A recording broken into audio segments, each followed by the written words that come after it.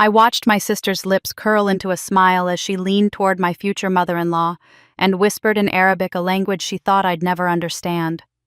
Her voice dripped with false concern as she painted me as desperate, damaged someone who'd lived questionably during my time abroad. The table fell into that particular kind of silence where everyone pretends not to notice the knife being twisted. For 10 years, I'd survived in Dubai's cutthroat corporate world. 10 years of learning Arabic from native speakers, of earning respect in boardrooms where I was underestimated, of building a career that made me untouchable. My sister knew I'd lived there. What she didn't know was that I'd become fluent enough to catch every poisonous word dropping from her mouth. I could have stayed silent. I could have let it go, played the role of the quiet older sister who always sacrifices, always forgives, always disappears so the golden child can shine. That's what I'd done my whole life, given up my Stanford scholarship so she could go to college. Sent money home from Dubai while she partied through her 20s, stayed invisible while my parents celebrated her engagement to a man from a wealthy family. But as I listened to her describe me as broken and jealous to these strangers, something inside me, something I'd built in those brutal, beautiful years overseas, finally snapped. What my sister didn't realize was that her wedding day would be the moment everything she'd stolen, every lie she'd told, every dollar she'd taken from me, under my own forged signature, would come crashing down in both languages. And I was going to enjoy every second of watching her perfect life shatter like glass hitting marble. This is the story of how I stopped being silent. My name is Holly Jenkins. I'm 35 years old, and for the past decade I've worked as a senior financial analyst in Dubai, a city that taught me more about survival than any classroom ever could. I learned to speak Arabic fluently, to navigate boardrooms where I was often the only woman, and to build a career that made me financially independent. But none of that prepared me for coming home and realizing that in my family's eyes, I was still exactly what I'd always been: invisible. The story of how I became invisible started long before Dubai, back in 2008, when I was 22 and holding a full scholarship acceptance letter from Stanford. I can still remember the weight of that envelope in my hands, the embossed seal, the congratulations that felt like a door opening to everything I'd worked for. I'd spent high school with my nose in textbooks, while my younger sister Layla went to parties and football games. I'd written essays until 3 a.m, joined every club that looked good on college applications, tutored other students to save money for application fees. Stanford was supposed to be my reward, my escape, my chance to finally be something more than the serious older sister. Then the recession hit, and my parents lost their jobs within 2 weeks of each other. My father had worked in automotive sales, my mother in real estate, 2 industries that collapsed almost overnight. I remember sitting at the kitchen table watching my mother cry into her hands while my father stared at a stack of bills he couldn't pay. Layla was 17, about to start her senior year of high school. Someone had to help. Someone had to sacrifice. It was never a question of who. I didn't tell my parents I was turning down Stanford. I just quietly declined the scholarship, enrolled in community college instead, and started working 3 jobs: waitressing in the mornings, retail in the afternoons, and data entry at night. I sent most of my paychecks home. When Layla got accepted to a state university the following year, I made sure she could go. I paid her tuition, her room and board, her meal plan. She joined a sorority. She went on spring break trips.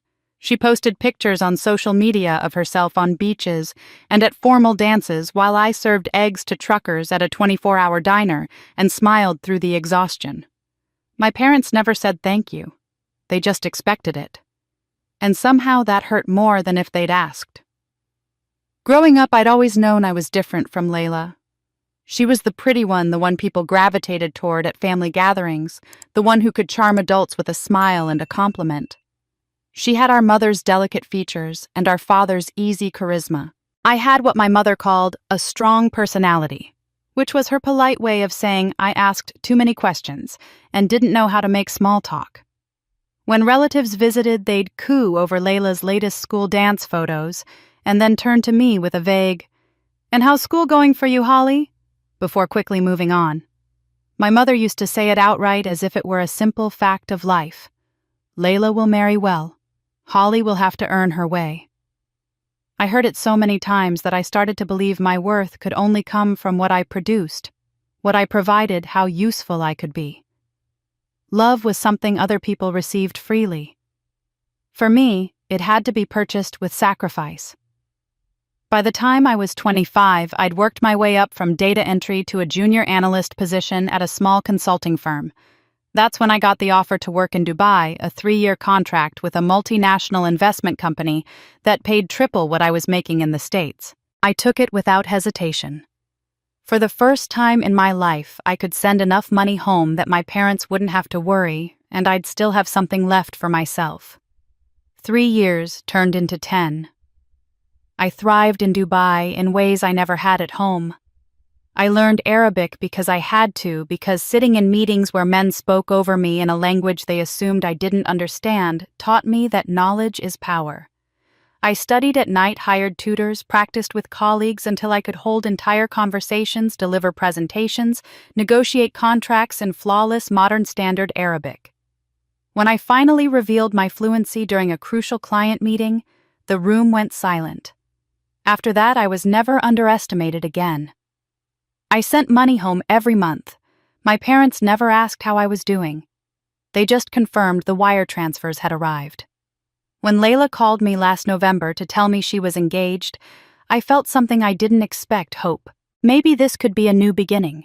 Maybe coming home for her engagement party would finally give us a chance to reconnect as adults, as sisters who'd both grown up and moved past old resentments. I booked my flight, immediately arriving in early January when the Midwest was frozen and gray. I showed up at my parents' house with carefully chosen gifts. A Hermes scarf for my mother, elegant and classic. A Tag Heuer watch for my father, the kind he used to admire in magazine ads. And for Layla, a Cartier love bracelet, the kind she'd once shown me on Instagram with the caption, "Someday." I'd saved for months to buy it.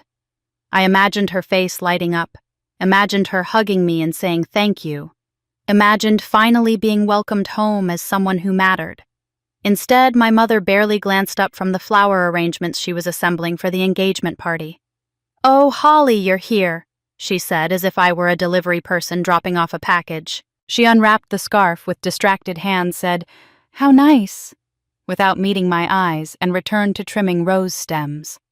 My father opened the watch box, frowned, and said, "This is a bit flashy, don't you think?" Not really my style. He set it aside like a disappointing birthday gift from a distant relative. Layla was sitting on the living room couch, scrolling through her phone. She looked up when I walked in, offered me a performative air kiss that didn't come within 6 inches of my cheek, said, "Hey, hole," and immediately returned to texting. I stood there holding the small Cartier box, feeling like a fool. She didn't even ask what was inside. This was my family. This was home. The engagement party was that evening at an upscale restaurant downtown. I wore a simple black dress and pearl earrings, trying to look elegant without upstaging the bride-to-be. Layla looked beautiful. She always did, in a champagne-colored cocktail dress that probably cost more than my flight home. Her fiancé, Omar, was tall and handsome, from a wealthy Lebanese-American family. His parents, Samira and Karim, were the kind of people who radiated old money and quiet power. I sat at the family table, smiling politely, while Layla held court, laughing and touching Omar's arm at all the right moments. My parents beamed at her like she'd won an Oscar. And then, halfway through dinner, I heard it. Layla leaned toward Samira and began speaking in Arabic. Every word was crystal clear. The restaurant was the kind of place that whispered wealth rather than shouted it. Soft lighting, white tablecloths, so crisp they could cut paper waiters who moved like shadows. My parents had clearly never been somewhere like this before. My father kept adjusting his tie nervously, and my mother touched the silverware with careful fingertips, as if afraid she might break something. But Layla looked perfectly at home, which surprised me, until I realized she'd been practicing for this moment her entire life. Omar's parents sat across from us with the kind of calm assurance that comes from generations of money. Samira wore a silk blouse and simple diamond earrings that probably cost more than my car. Her posture was impeccable, her hands folded gracefully on the table. She had the kind of beauty that doesn't fade with age. Sharp cheekbones, intelligent dark eyes that seemed to miss nothing. Karim Omar's father was quieter, more reserved, but I could see where Omar got his good looks. He nodded politely at the appropriate moments, but let his wife lead most of the conversation. Layla was performing and she was good at it. She laughed at exactly the right moments, not too loud, not too soft, and touched Omar's arm with practiced affection whenever he spoke. She asked Samira about Lebanese cuisine with wide-eyed interest, complimented the family's rich cultural heritage, and mentioned several times how much she'd always been fascinated by Middle Eastern culture. I had to bite the inside of my cheek to keep from laughing. The closest Layla had ever come to Middle Eastern culture was ordering hummus at a restaurant. Her only international experience was a spring break trip to Cancun when she was 20, where she'd stayed at an all-inclusive resort and never left the beach. But my parents were buying every word. They watched her with the kind of pride I'd never seen directed at me, their faces glowing as if Layla had single-handedly brokered world peace. My mother kept interjecting with little comments like, "Layla has always been so cultured, and she's always had such an appreciation for different backgrounds." My father nodded along, beaming. I sat quietly at the end of the table, sipping water, trying to make myself as small as possible. It was a role I knew well. Then Layla turned her attention to me, and I felt my stomach tighten. "Holly's been so busy with work," she said, her voice dripping with false sympathy. "She's been in Dubai for 10 years, and she's done so well for herself, but she just hasn't had time for relationships. Isn't that sad?" She tilted her head, her expression perfectly calibrated to look concerned rather than condescending. Samira's eyes flickered toward me. I forced a smile and said nothing. "My sister is very independent." Layla continued, addressing Omar's parents now. "She doesn't need anyone, unlike some of us who actually value family and connection." She laughed lightly, as if she'd just made a charming joke instead of a cutting insult. My parents laughed, two uncomfortable little chuckles that told me they knew exactly how cruel Layla was being but wouldn't dream of defending me. My father cleared his throat and changed the subject to the weather. My mother busied herself with her napkin. Omar shifted in his seat, looking vaguely uncomfortable but saying nothing. Karim remained impassive. But Samira was watching me with those sharp, assessing eyes, and I had the distinct feeling she understood precisely what was happening at this table. I kept my expression neutral, my posture relaxed. I'd learned in Dubai that the worst thing you can do when someone insults you is to react. Let them think their words landed. Let them feel powerful. Information is more valuable than pride. Layla made a few more comments in that vein throughout dinner, little barbs wrapped in silk delivered with a smile that made it impossible for me to object without looking defensive or bitter. Each time my parents either ignored the comments or laughed nervously. Each time Omar's parents remained polite, but increasingly watchful. Then, about halfway through the main course, Layla leaned toward Samira with a conspiratorial expression, and I heard her switch languages. My heart stopped. She was speaking Arabic. Not the textbook Arabic you learn in a college course, but conversational Arabic, the kind someone might pick up from a language app or a few private lessons. Her pronunciation was clumsy, her grammar basic, but she was communicating, and she was doing it with the absolute confidence of someone who believed she was the only person at this table who could understand. Her tone was giddy, almost gleeful. I caught every word. She told Samira that I had lived a questionable lifestyle in Dubai, that I'd been involved with various men, and had come back broken and emotionally damaged. She said our family had to support me through difficult times when I returned home. She leaned in closer, her voice dropping to a stage whisper that somehow managed to carry across the table, and added that I was clearly jealous of her happiness. She suggested I might even try to cause problems at the wedding because I was so bitter about being alone. I watched Samira's face carefully. Her expression didn't change. She maintained the same polite, pleasant mask she'd worn all evening. But her eyes shifted to me for just a fraction of a second, evaluating, measuring, calculating. I kept my own face perfectly still. Inside, though, something was breaking apart and reforming into something harder, sharper. My hand tightened around my wine glass until my knuckles went white. I could feel the stem pressing into my palm, could hear my own heartbeat pounding in my ears. 10 years. 10 years I'd spent learning this language, 10 years building a career in a country where I'd had to fight for every ounce of respect. 10 years of sending money home to support a family that never once asked how I was doing. And now my sister, who'd never sacrificed a single thing, who'd spent my money on sorority dues and beach vacations, was sitting here inventing lies about me in a language she thought was her secret weapon. I set my wine glass down very carefully. The base made a soft clink against the tablecloth. Then I looked up and met Samira's eyes across the table. I smiled. It was a smile that didn't reach my eyes. A smile that said everything I couldn't say out loud in this restaurant, surrounded by my oblivious parents and my performing sister. It was a smile that said I heard every single word.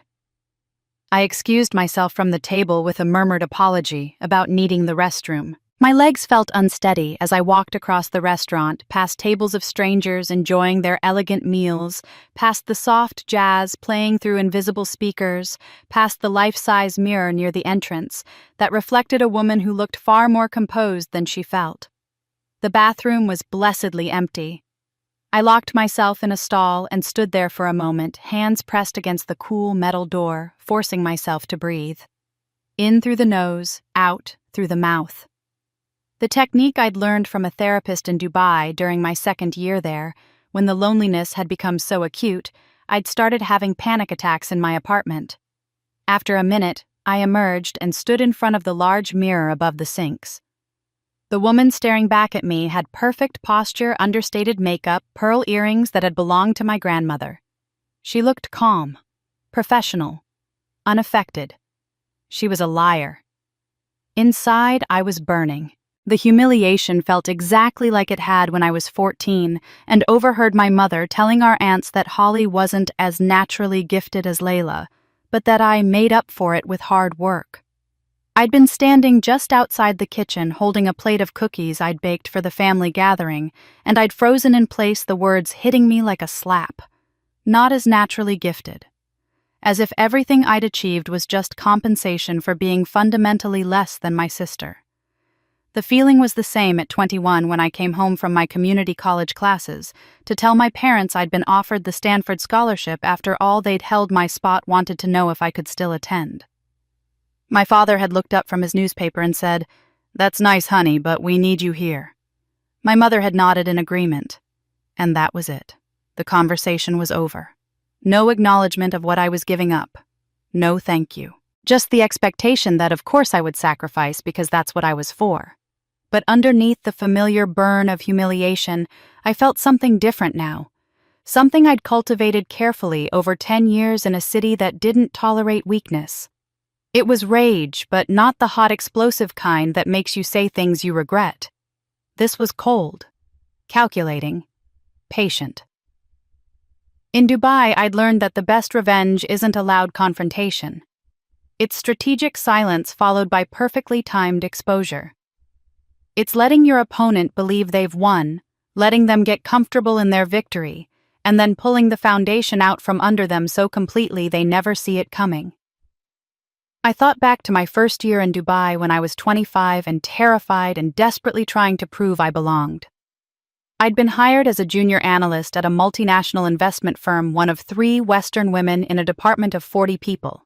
Most of my colleagues were professional and respectful, but there was a subset, 5 or 6 men who'd worked together for years who made it clear they resented my presence. They spoke about me in Arabic, not quietly either. They did it right in front of me during meetings in the break room in the hallways.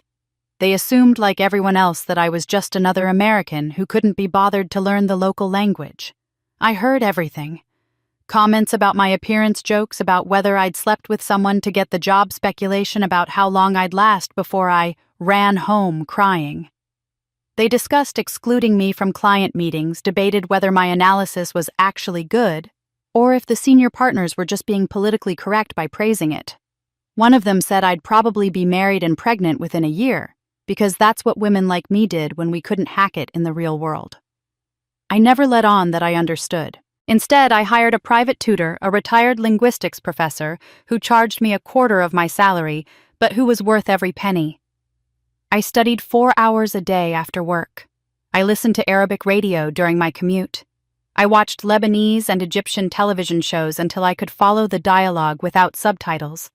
I practiced with my tutor until my pronunciation was clean, until I could shift between formal modern standard Arabic and the Levantine dialect that most of my colleagues spoke at home. It took 2 years. 2 years of letting those men think they were invisible to me, 2 years of absorbing their insults while building my linguistic arsenal in secret. And then came the day when our biggest client, a Dubai-based real estate conglomerate, came in for a presentation. The senior partner asked me to lead it. The 5 men who'd been mocking me for 2 years looked surprised, but they sat in the back of the conference room, clearly expecting me to embarrass myself. I delivered the entire 40-minute presentation in flawless Arabic. I answered questions in Arabic. I made jokes in Arabic that landed perfectly, making the clients laugh. And when I was finished, I turned to my colleagues and switched back to English with a smile, thanking them for their support. The room had gone absolutely silent. The clients were impressed. The senior partner was beaming. And those 5 men looked like they'd been struck by lightning. After that meeting, I was never underestimated again. Not by them, not by anyone. I'd earned respect that day not by complaining or confronting, but by being so undeniably competent that denial was impossible. I would do the same thing tonight. I smoothed my dress, checked my lipstick, and walked back to the table with my head high. Layla was in the middle of a story, gesturing animatedly, while my parents and Omar's parents listened. She was speaking in English now, and as I slid back into my seat, I caught the tail end of her narrative. I have this friend, Layla was saying, her tone conspiratorial and sad at the same time, who just threw herself into her career after college. She's done really well financially, don't get me wrong, but she's in her 30s now and completely alone. No husband, no children, no real relationships. She just worked, and now she's realizing she wasted her life on things that don't actually matter. It's so tragic. The friend was obviously me. Everyone at the table knew it, except maybe Kareem, who was studying his wine glass with deep concentration. My parents said nothing. My father looked down at his plate. My mother nodded sympathetically as if Layla had just described a natural disaster. Omar shifted uncomfortably in his chair but didn't speak. I filed that information away. He was either complicit in Layla's cruelty or too cowardly to stop it. Neither option suggested he was worth respecting. But Samira was watching me again, and this time her gaze was openly curious. She wasn't looking at me with pity or judgment. She was studying me the way you might study a puzzle you're trying to solve, her dark eyes sharp and assessing. I picked up my wine glass and held it up slightly as if preparing for a toast. Everyone's attention shifted to me. To family, I said clearly, my voice carrying across the table. I paused, letting the words settle, and then added with a smile that matched the one I'd given Samira earlier. And to the truths we think are hidden. My toast hung in the air for a moment, and I watched the subtle shifts around the table. Layla's smile faltered for just a second before she recovered, lifting her own glass with a light laugh.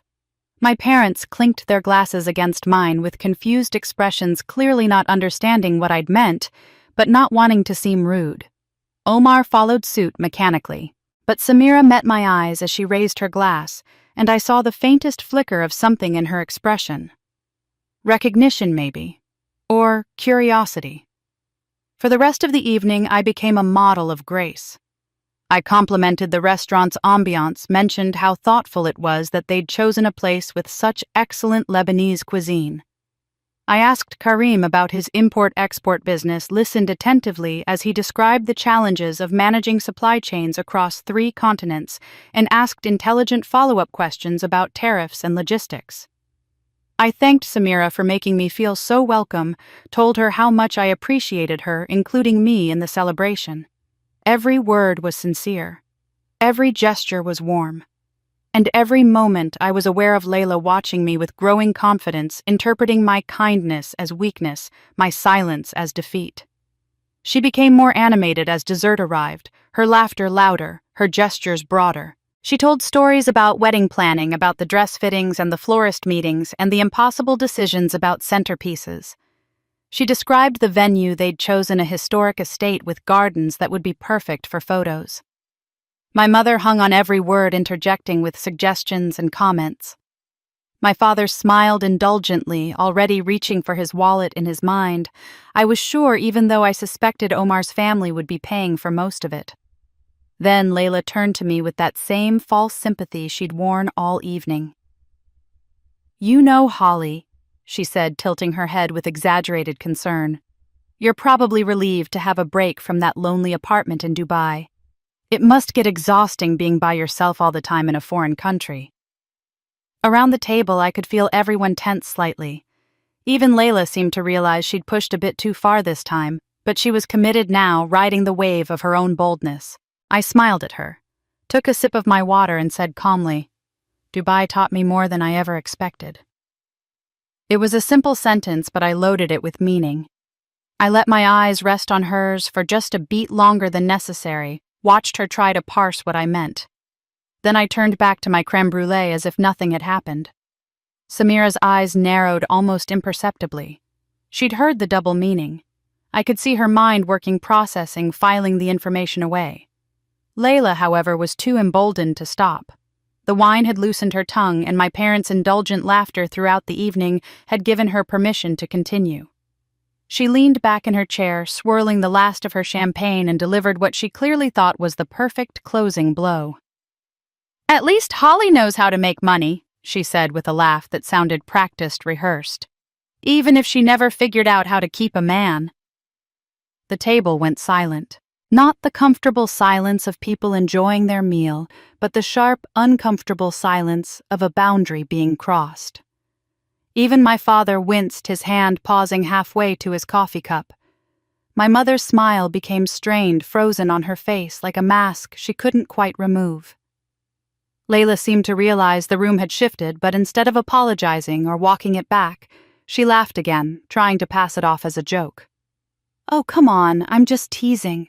Holly knows I don't mean anything by it. We're sisters. This is what sisters do." But Omar's parents weren't laughing.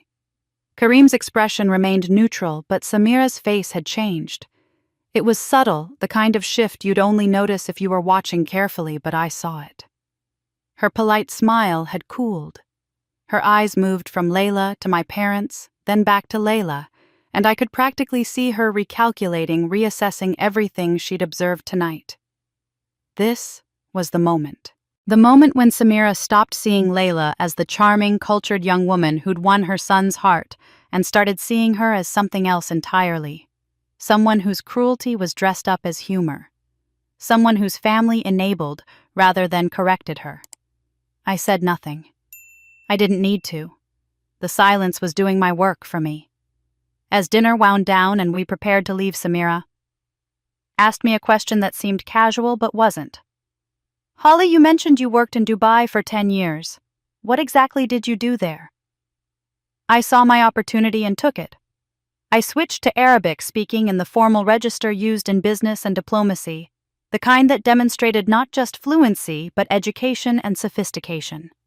I told her about my position as a senior financial analyst at a Dubai-based investment firm named The Company, knowing she would recognize it as one of the most prestigious in the region. I described several high-profile projects I'd worked on, mentioned the names of colleagues and clients who moved in the same social and business circles as her family. Samira's eyes widened. It wasn't shock exactly, but genuine surprise, and something that looked very much like respect. She responded in Arabic, asking more detailed questions, and I answered them all fluently, easily switching between modern standard Arabic and the Levantine dialect as naturally as breathing. Layla had gone very still beside me. I could feel her tension, her dawning realization that something was happening that she didn't understand and couldn't control. I continued speaking to Samira, mentioning how much I'd grown to love Arabic poetry during my time in Dubai, how the language had taught me so much about patience and precision. Then I said something that only Samira would understand the full weight of. Arabic taught me the value of listening carefully before speaking. I said, my tone light and conversational. "You'd be surprised how much you can learn when people think you don't understand them." Samira's expression didn't change, but her eyes locked on mine and held. She understood. She understood completely. I had heard every word Layla had said earlier, every lie, every insult. And I had chosen not to react publicly, not to cause a scene, not to embarrass anyone at the table. But Samira knew, and that was all I needed for now. Layla was pale, her champagne-induced confidence evaporating as she watched me converse fluently in a language she'd thought was her secret weapon. My parents looked confused, glancing between us as if trying to follow a conversation that was happening on multiple levels they couldn't access. As we gathered our coats and prepared to leave, Samira touched my arm gently, leaning close so only I could hear. In Arabic, she said quietly, "We should talk soon, just the two of us." The car ride home should have been silent, a natural wind-down after an evening of social performance, but Layla was riding too high to let the night end quietly. She sat in the front passenger seat, twisted around to face my mother in the back, replaying every moment as if narrating a highlight reel of her own brilliance. "Omar's parents loved me." She gushed, her eyes bright with triumph. "Did you see how Samira kept smiling at me, and Kareem asked so many questions about my work? I think they're really impressed." My mother beamed at her, reaching forward to squeeze Layla's shoulder. "You were perfect, sweetheart. Absolutely perfect. I've never seen you so poised and confident." My father navigated the dark winter streets, occasionally glancing at Layla with obvious pride. "You handled yourself beautifully. They're lucky to have you joining their family." I sat in the back seat next to my mother, looking out the window at the passing streetlights, saying nothing. The familiar landscape of my childhood, the strip mall where I'd worked at the shoe store, the library where I'd spent countless hours studying, the intersection where I used to wait for the bus to my community college classes, slid past like scenes from someone else's life. Layla continued her victory lap, describing how Omar had looked at her during dinner, how sophisticated the restaurant had been, how she'd managed to impress his parents with her knowledge of Lebanese culture. Then she said something that made my hands curl into fists in my lap. "I don't think Holly understood when I spoke Arabic," Layla said, her voice carrying that conspiratorial tone she used when she thought she was being clever. "But it's fine. Some things are better left unsaid." My father chuckled, a low sound of amusement that suggested he knew exactly what Layla had done and approved of it. That chuckle broke something in me, not my composure, but my willingness to protect them from the truth any longer. "Actually," I said, my voice cutting through the car's comfortable warmth like a blade through silk. "I understood perfectly, every single word." The car went silent, not gradually, but instantly, as if someone had pressed a mute button on reality itself. My father's eyes flickered to the rearview mirror, meeting mine. My mother's hand froze on Layla's shoulder. And Layla, still twisted around in her seat, went completely still, her face draining of color until she looked almost gray in the dashboard lights. "What?" Layla's voice was barely a whisper.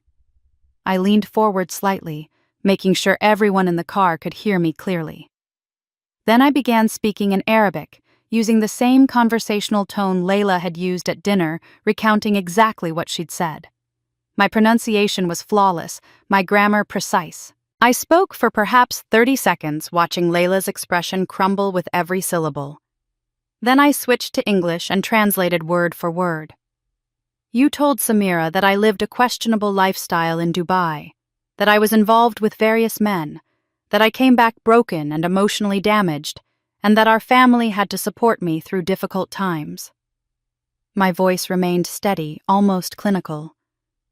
"You said I was jealous of your happiness, that I might cause problems at your wedding because I'm bitter about being alone." "Holly, my mother started, but I kept talking. "I spent 10 years in Dubai," I continued, my eyes locked on Layla's horrified face. 10 years working at one of the most prestigious investment firms in the Middle East. I learned Arabic because I had to, because men in my office spoke about me in that language, assuming I couldn't understand them. I spent 2 years studying, practicing, becoming fluent. I worked with international clients. I earned their respect. I built a career. My father had pulled over to the side of the road at some point during my recitation, the car idling beneath a streetlight that cast everything in harsh white illumination. "I didn't mention any of this before tonight," I said, "because I wanted to see what would happen. I wanted to see if you'd changed, if our family had changed, if maybe after 10 years away I'd come home to find that I finally mattered for something other than my paycheck." Layla was crying now, mascara running down her cheeks in black streaks. "It was just a joke," she stammered, her voice breaking. "I didn't mean I was just trying to—" "You were trying to make yourself look better by making me look worse," I said flatly. "You were trying to poison Omar's mother against me before I'd even had a chance to speak for myself. And you used a language you barely speak to do it, never imagining that I might actually understand." My mother found her voice, and it was sharp with defensiveness. "Holly, you're overreacting.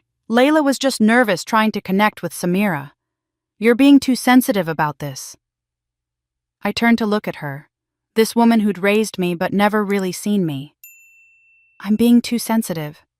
She lied about me. She told Omar's mother that I was emotionally damaged, that I'd lived immorally, that I was jealous and bitter. Those aren't jokes, Mom. Those are calculated attacks designed to diminish me in front of people who didn't know me well enough to defend me.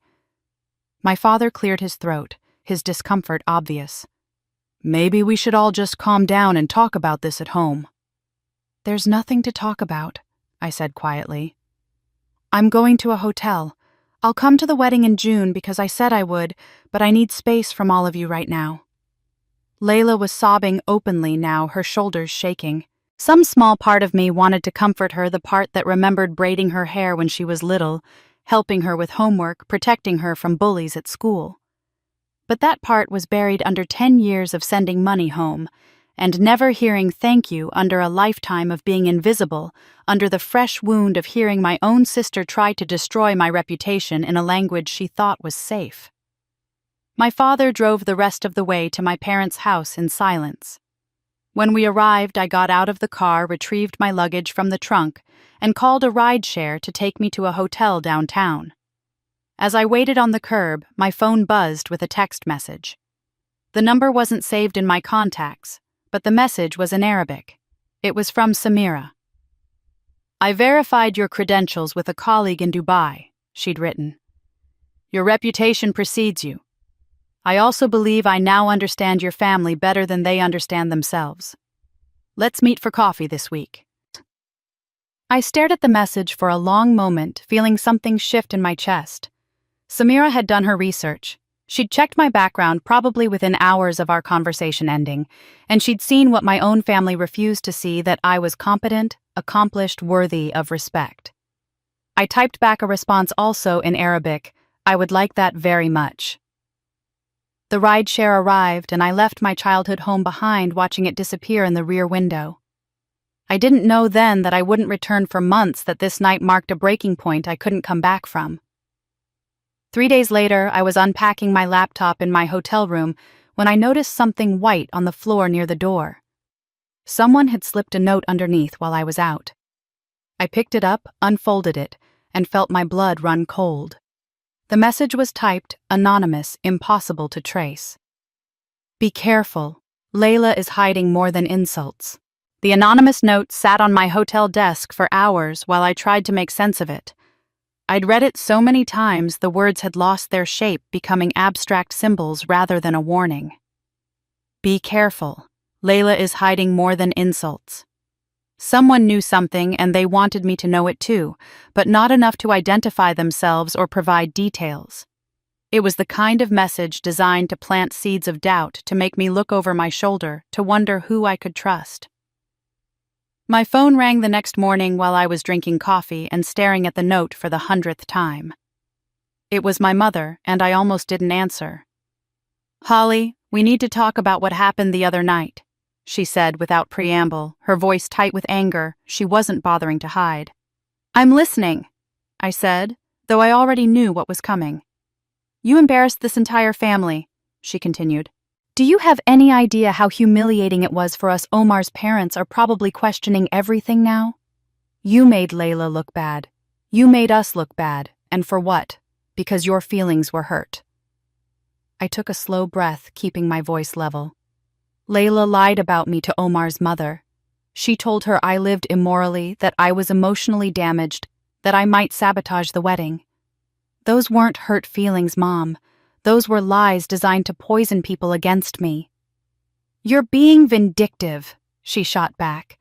You've always been jealous of Layla, and now you're trying to ruin her happiness because you can't stand to see her succeed. The accusation was so absurd, so completely disconnected from reality, that I almost laughed. Instead, I said quietly, I'm staying at a hotel. I'll come to the wedding in June, but I need space right now. My father called an hour later with essentially the same message, though his approach was more patronizing than angry. He told me I was overreacting and that I needed to be the bigger person, and apologized to Layla for making a scene. When I pointed out that I hadn't made a scene, I'd simply revealed that I understood a language Layla had weaponized against me. He sighed heavily and said I was always so difficult. Layla herself sent a flurry of text messages over the next 2 days, oscillating wildly between tearful apologies and defensive anger. One message read, I'm so sorry, I never meant to hurt you, please forgive me. The next sent 3 hours later, you completely misunderstood the context of what I was saying. You're twisting everything to make me look bad. Then, I can't believe you're holding a grudge like this. We're sisters. Sisters forgive each other. I didn't respond to any of them.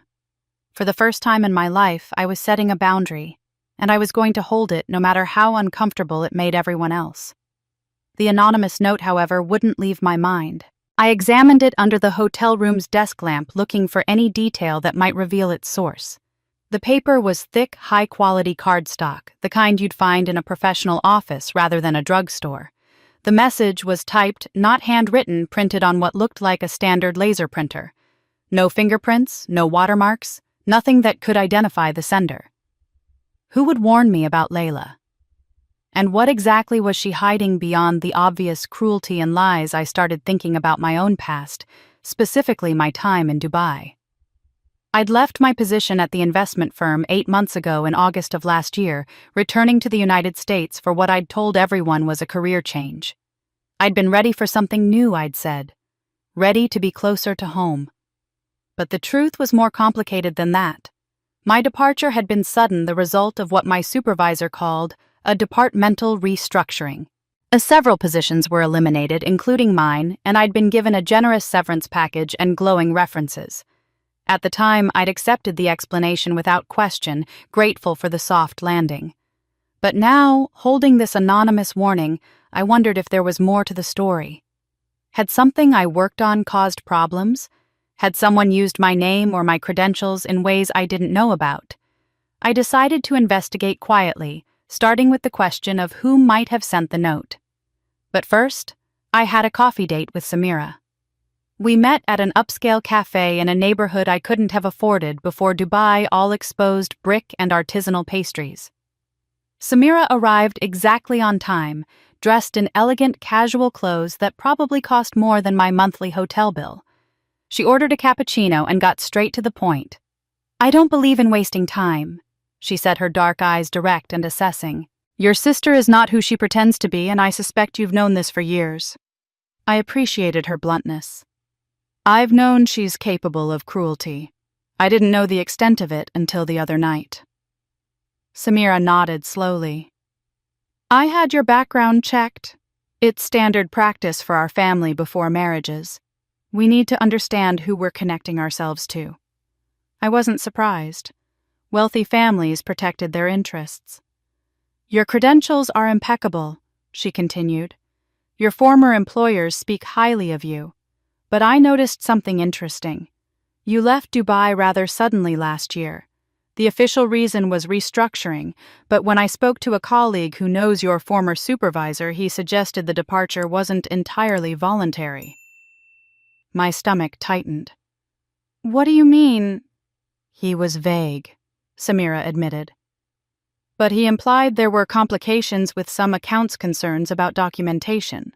Nothing that implicated you directly, but enough to make the firm nervous. They offered you a generous exit rather than investigate further. I stared at her, my mind racing. I'd never heard any of this. My supervisor had been apologetic but firm, explaining that budget cuts required difficult decisions. There had been no mention of complications or concerns. "Do you know why you were really asked to leave?" Samira asked. "No," I said honestly. "I was told it was restructuring. I had no reason to doubt it." Samira leaned forward slightly. "Perhaps Layla knows more than she's letting on. Perhaps whatever she's hiding connects to your departure." The suggestion seemed far-fetched, but the anonymous note was evidence that something was wrong. Someone knew something they thought I needed to know. We talked for another hour, and by the time we parted, I had Samira's personal phone number and a growing sense that my sister's betrayal went deeper than cruel words at a dinner party. That evening, back in my hotel room, I did something I hadn't done in months. I logged into my old Dubai work email, the account that should have been deactivated but apparently still existed in some archived form. The inbox loaded slowly, showing dozens of unread messages, mostly automated notifications and company-wide announcements. But at the top, sent just 2 weeks ago, was a message from an address I didn't recognize. The subject line read, "Urgent account irregularities." I clicked it open, my hands suddenly cold. The message was brief. "Ms. Jenkins, are you aware your signature was used for a transfer? Please contact compliance immediately." I stared at the email for a full minute before my brain fully processed what I was reading. Account irregularities, my signature, a transfer I knew nothing about. The compliance department of a firm I'd left 8 months ago was asking me about financial transactions I'd never authorized. My hands shook as I navigated to the company portal, half expecting my credentials to be deactivated. But the system let me in, pulling up my archived account with all its associated files and records. I went straight to the transaction history, scrolling through months of legitimate work client transfers, investment allocations, the routine financial movements I'd handled during my final year there. Then I saw them. Flagged entries marked in red clustered together in a section labeled "Under Review." The first transfer was dated October 15th of last year, 2 months after I'd left Dubai. $50,000 moved from a client investment account to a private account I'd never seen before, bearing my digital signature as the authorizing analyst. The second was dated November 3rd, $80,000, same pattern, same forged signature. December 20th, $120,000. January 9th, another $75,000. I felt like I was falling, the hotel room tilting around me even though I was sitting perfectly still. Someone had been using my credentials, my signature, my identity to move money, large amounts of money. And the timing meant it had started after I'd already left the country, after I'd already returned home. I pulled out my phone with trembling fingers and scrolled through my contacts until I found Daniel's number. Daniel Chen had been my closest colleague in Dubai, one of the few people I'd actually considered a friend rather than just a coworker. He was detail-oriented, ethical, and sharp enough to notice things that others missed. If anyone could help me understand what was happening, it was him. The phone rang 4 times before he picked up, and I could hear the surprise in his voice when he said my name. "Holly, I didn't expect to hear from you. How are you?" "Daniel, I need your help," I said, skipping the pleasantries. "I just logged into the company portal and found transactions under my name that I never authorized. The compliance team is apparently investigating. What's going on?" There was a long pause, and when he spoke again, his voice was lower, more careful. "I was wondering if someone would reach out to you. The compliance team has been asking about you for weeks. They showed me some of the flagged transactions and wanted to know if I'd noticed anything unusual before you left." "What did you tell them?" "The truth.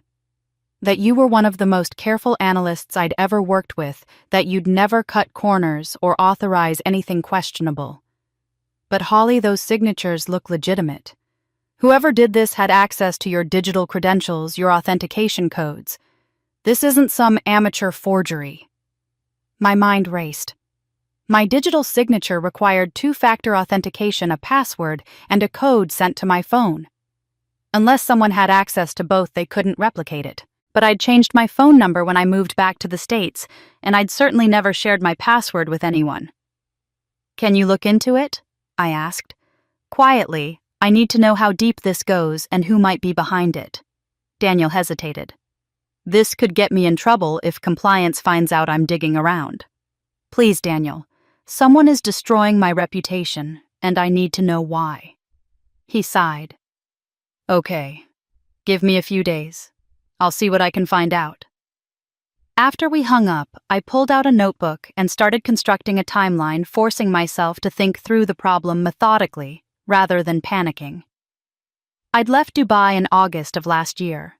The firm had offered me a generous severance package, thanked me for my years of service, and sent me on my way. At the time, I'd been relieved, ready to come home, ready to start a new chapter. The first fraudulent transaction appeared in October, just 2 months after my departure. That was also right around the time Layla had started posting photos on social media, showing off new clothes, new jewelry, expensive dinners at restaurants she couldn't possibly afford on her modest salary. I'd noticed it peripherally, but hadn't thought much about it. I'd assumed she was just being Layla, spending money she didn't have to maintain appearances. Then in December, she'd announced her engagement to Omar. I remembered the photos she'd posted, the massive diamond ring, the champagne celebration, at an upscale restaurant, the designer dress she'd worn to the announcement party. She'd captioned one photo with, "Dreams really do come true when you work hard and save." The ring alone must have cost $20,000. I'd wondered briefly how she'd afforded it, but I'd been too caught up in my own life transition to investigate. Now I was thinking about the math. Layla worked in marketing at a mid-level advertising firm. According to her LinkedIn profile, which I pulled up on my phone, she was an account coordinator, entry-level, maybe one step above. That position typically paid around $55,000 a year in our city. After taxes and living expenses, she'd be lucky to save $5,000 annually, and that was if she lived like a monk, which Layla decidedly did not. But if she'd had access to my Dubai credentials, if she'd somehow gotten my passwords and authentication codes, she could have funneled hundreds of thousands of dollars through those accounts. Money for the ring, for the wardrobe, for the lavish engagement party, for the wedding that was already shaping up to be more expensive than anything our family could afford. The realization hit me like a physical blow.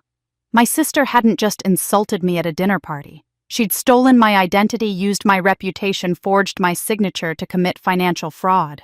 And she'd done it to fund a fairy tale life that would impress a wealthy family she was desperate to join. I picked up the anonymous note, again reading it with new understanding. "Be careful. Layla is hiding more than insults." Someone at the firm had figured it out, had connected my sister to the fraudulent transactions. Someone who knew us both, who knew we were related, who'd seen something that made them realize Layla was the one behind this. But why not come forward officially? Why warn me anonymously instead of reporting the fraud to compliance? Maybe they wanted to protect themselves. Maybe they'd discovered it by accident and didn't want to get dragged into an investigation. Or maybe they felt they owed me something, a chance to handle it myself before it became a legal matter. I decided then that I wouldn't confront Layla directly.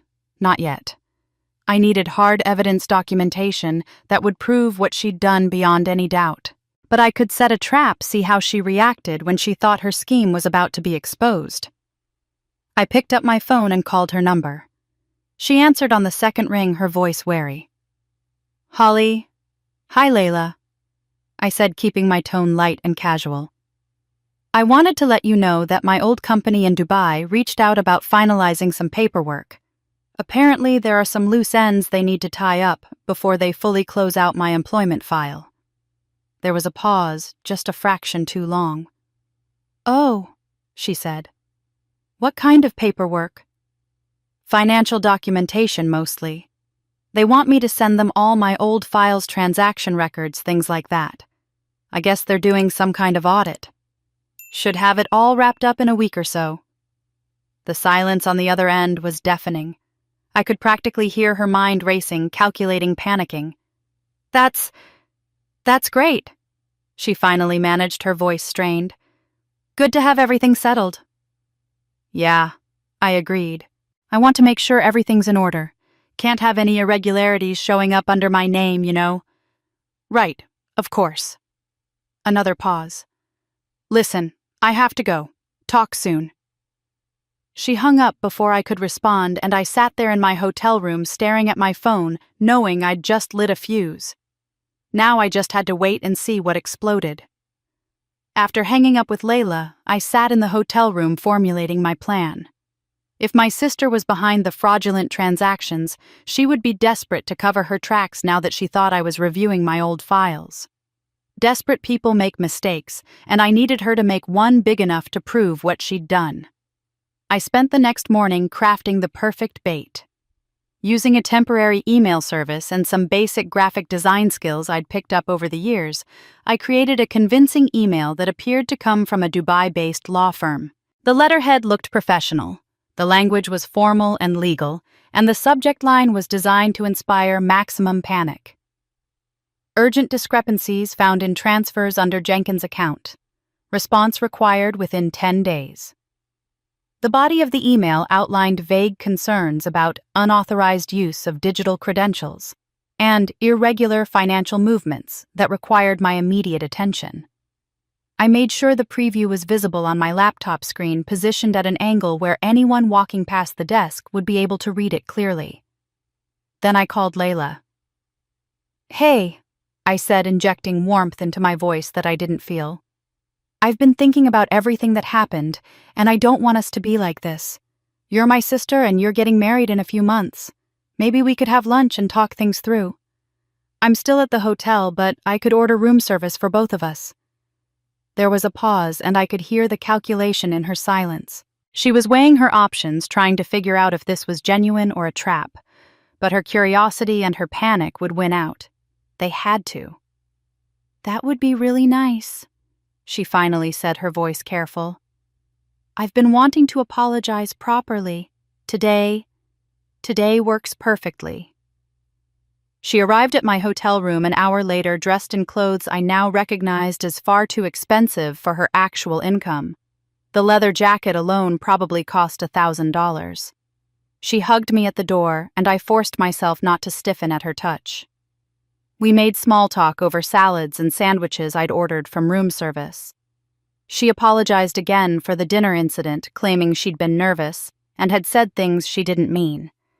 I accepted her apology with what I hoped looked like genuine relief. The whole time my laptop sat on the desk across the room screen, angled just enough to be visible the fake email displayed prominently. Halfway through lunch, I excused myself to the bathroom, making a show of taking my time. "I'll just be a few minutes," I said. "Feel free to finish eating." I closed the bathroom door, but didn't lock it, leaving it open just a crack. The hidden cameras I'd installed the night before, 2 small devices disguised as phone chargers, one on the nightstand and one on the dresser, had clear views of both the desk and the couch where Layla sat. I counted slowly to 60, then another 60, giving her time. When I flushed the toilet and ran the water in the sink, I took my time washing my hands, drying them, checking my reflection in the mirror. 5 minutes total. When I emerged, Layla was back on the couch exactly where I'd left her, holding her water glass and smiling at me as if nothing had happened. But I noticed the slight flush in her cheeks, the way her hand trembled almost imperceptibly as she set down the glass. "Everything okay?" I asked casually. "Perfect," she said brightly. "I was just thinking how nice this is getting to spend time together like this." We talked for another half hour, and she left with promises to stay in touch more regularly and to include me more in the wedding planning. I hugged her goodbye and watched her walk down the hotel corridor, her expensive boots clicking against the polished floor. The moment the elevator doors closed behind her, I pulled up the camera footage on my phone. The video showed exactly what I'd expected. The second I'd closed the bathroom door, Layla had glanced toward it, waited a few seconds, then stood up and walked quickly to the desk. She'd leaned over the laptop, reading the fake email intently, her face draining of color with each line. Then she'd pulled out her phone and started texting someone frantically, her thumbs flying across the screen. I couldn't see who she was messaging, but her body language communicated pure panic, hunched shoulders, rapid breathing, constant glances toward the bathroom door. After sending several texts, she'd taken her phone and photographed the email on my laptop screen, angling to capture the entire message. Then she'd hurried back to the couch, composing herself, just seconds before I'd emerged from the bathroom. I saved the video to my secure cloud storage, adding it to the growing file of evidence I was building. 2 days later, I received an unexpected visit. I'd temporarily moved back to my parents' house to maintain the illusion that our family reconciliation was progressing. It was uncomfortable living under the same roof with people who'd made it clear they blamed me for embarrassing them, but I needed to be accessible to Layla, needed her to think she had opportunities to fix whatever problem she thought I was about to uncover. Layla showed up in the afternoon while our parents were at work. She seemed nervous, fidgeting with her car keys as she stood in the doorway. "Hey, Holly, I have a huge favor to ask," she said, her smile not quite reaching her eyes. "My laptop completely died this morning, and I have this work presentation I absolutely need to finish by tomorrow. Could I possibly borrow your old laptop? I know you brought it back from Dubai. I just need it for a few hours to pull together this presentation." I pretended to consider this, letting concern cross my face. "Oh, that's terrible timing. The thing is that laptop has all my old work files on it, and with the Dubai firm asking me to review everything, I'm not sure I should let it out of my sight." "Please." She put her hand on my arm, her expression pleading. "I'm desperate. My boss will kill me if I don't have this presentation ready. I'll be super careful with it, I promise. I just need to use the basic programs. I won't touch any of your files." I appeared to relent. "Okay, but it's back at the hotel. I've been working from there because it's quieter. Do you want to come with me to pick it up?" "Actually, could I just go grab it myself? I'm really pressed for time, and if you give me your key card, I can run over, get it, and bring it right back." Perfect. She wanted to be alone with the laptop, wanted time to search through it without me watching. "Sure," I said, handing her the key card. "It's on the desk. The password is the same as it's always been." She practically ran out the door. I waited exactly 30 minutes, then opened the laptop monitoring app on my phone. I'd installed tracking software 2 nights ago, the kind that logged every keystroke, every file accessed, every action taken.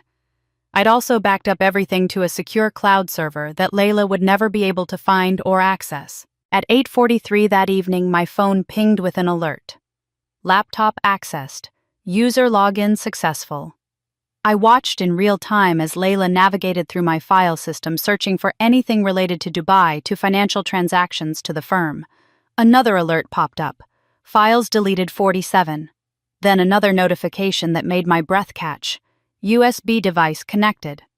She wasn't just deleting files. She was trying to install something or extract data. I took screenshots of every alert, every action, building my evidence file one piece at a time. 2 hours later, Layla returned the laptop with a bright smile and effusive thanks, claiming she'd finished her presentation and I'd saved her career. I smiled back and told her I was happy to help. That night I reviewed everything the tracking software had captured, and I finally had what I needed: undeniable proof that Layla was actively trying to destroy evidence of financial fraud committed under my name. That night, after Layla left with her cheerful thanks and reassurances, I sat down with my laptop and pulled up every piece of data the tracking software had captured. What I saw made my blood run cold. The hotel security cameras I'd installed showed Layla entering my room with the key card I'd given her. She'd glanced around quickly, confirming she was alone, then walked directly to the desk where the laptop sat. No hesitation, no moment of moral conflict. She opened it, typed in the password I'd foolishly never changed from the one our family had always used, and immediately inserted a USB drive. I watched her navigate through my file system with disturbing efficiency. She knew exactly where to look, exactly which folders contained my Dubai work documents. She opened the directory with my digital signature files, my authentication records, my financial transaction histories. Then methodically, she began deleting them. 47 files in total, each one potentially containing evidence that could prove the fraudulent transactions weren't authorized by me. What struck me most wasn't the deletion itself, but her demeanor while doing it. Her face showed no guilt, no shame, no second thoughts. Her expression was focused, almost businesslike, the look of someone completing a necessary task. She checked her phone twice as if following instructions or confirming details. This wasn't a panicked younger sister making a desperate mistake. This was calculated, practiced, rehearsed. She'd done this before. I was certain of it now.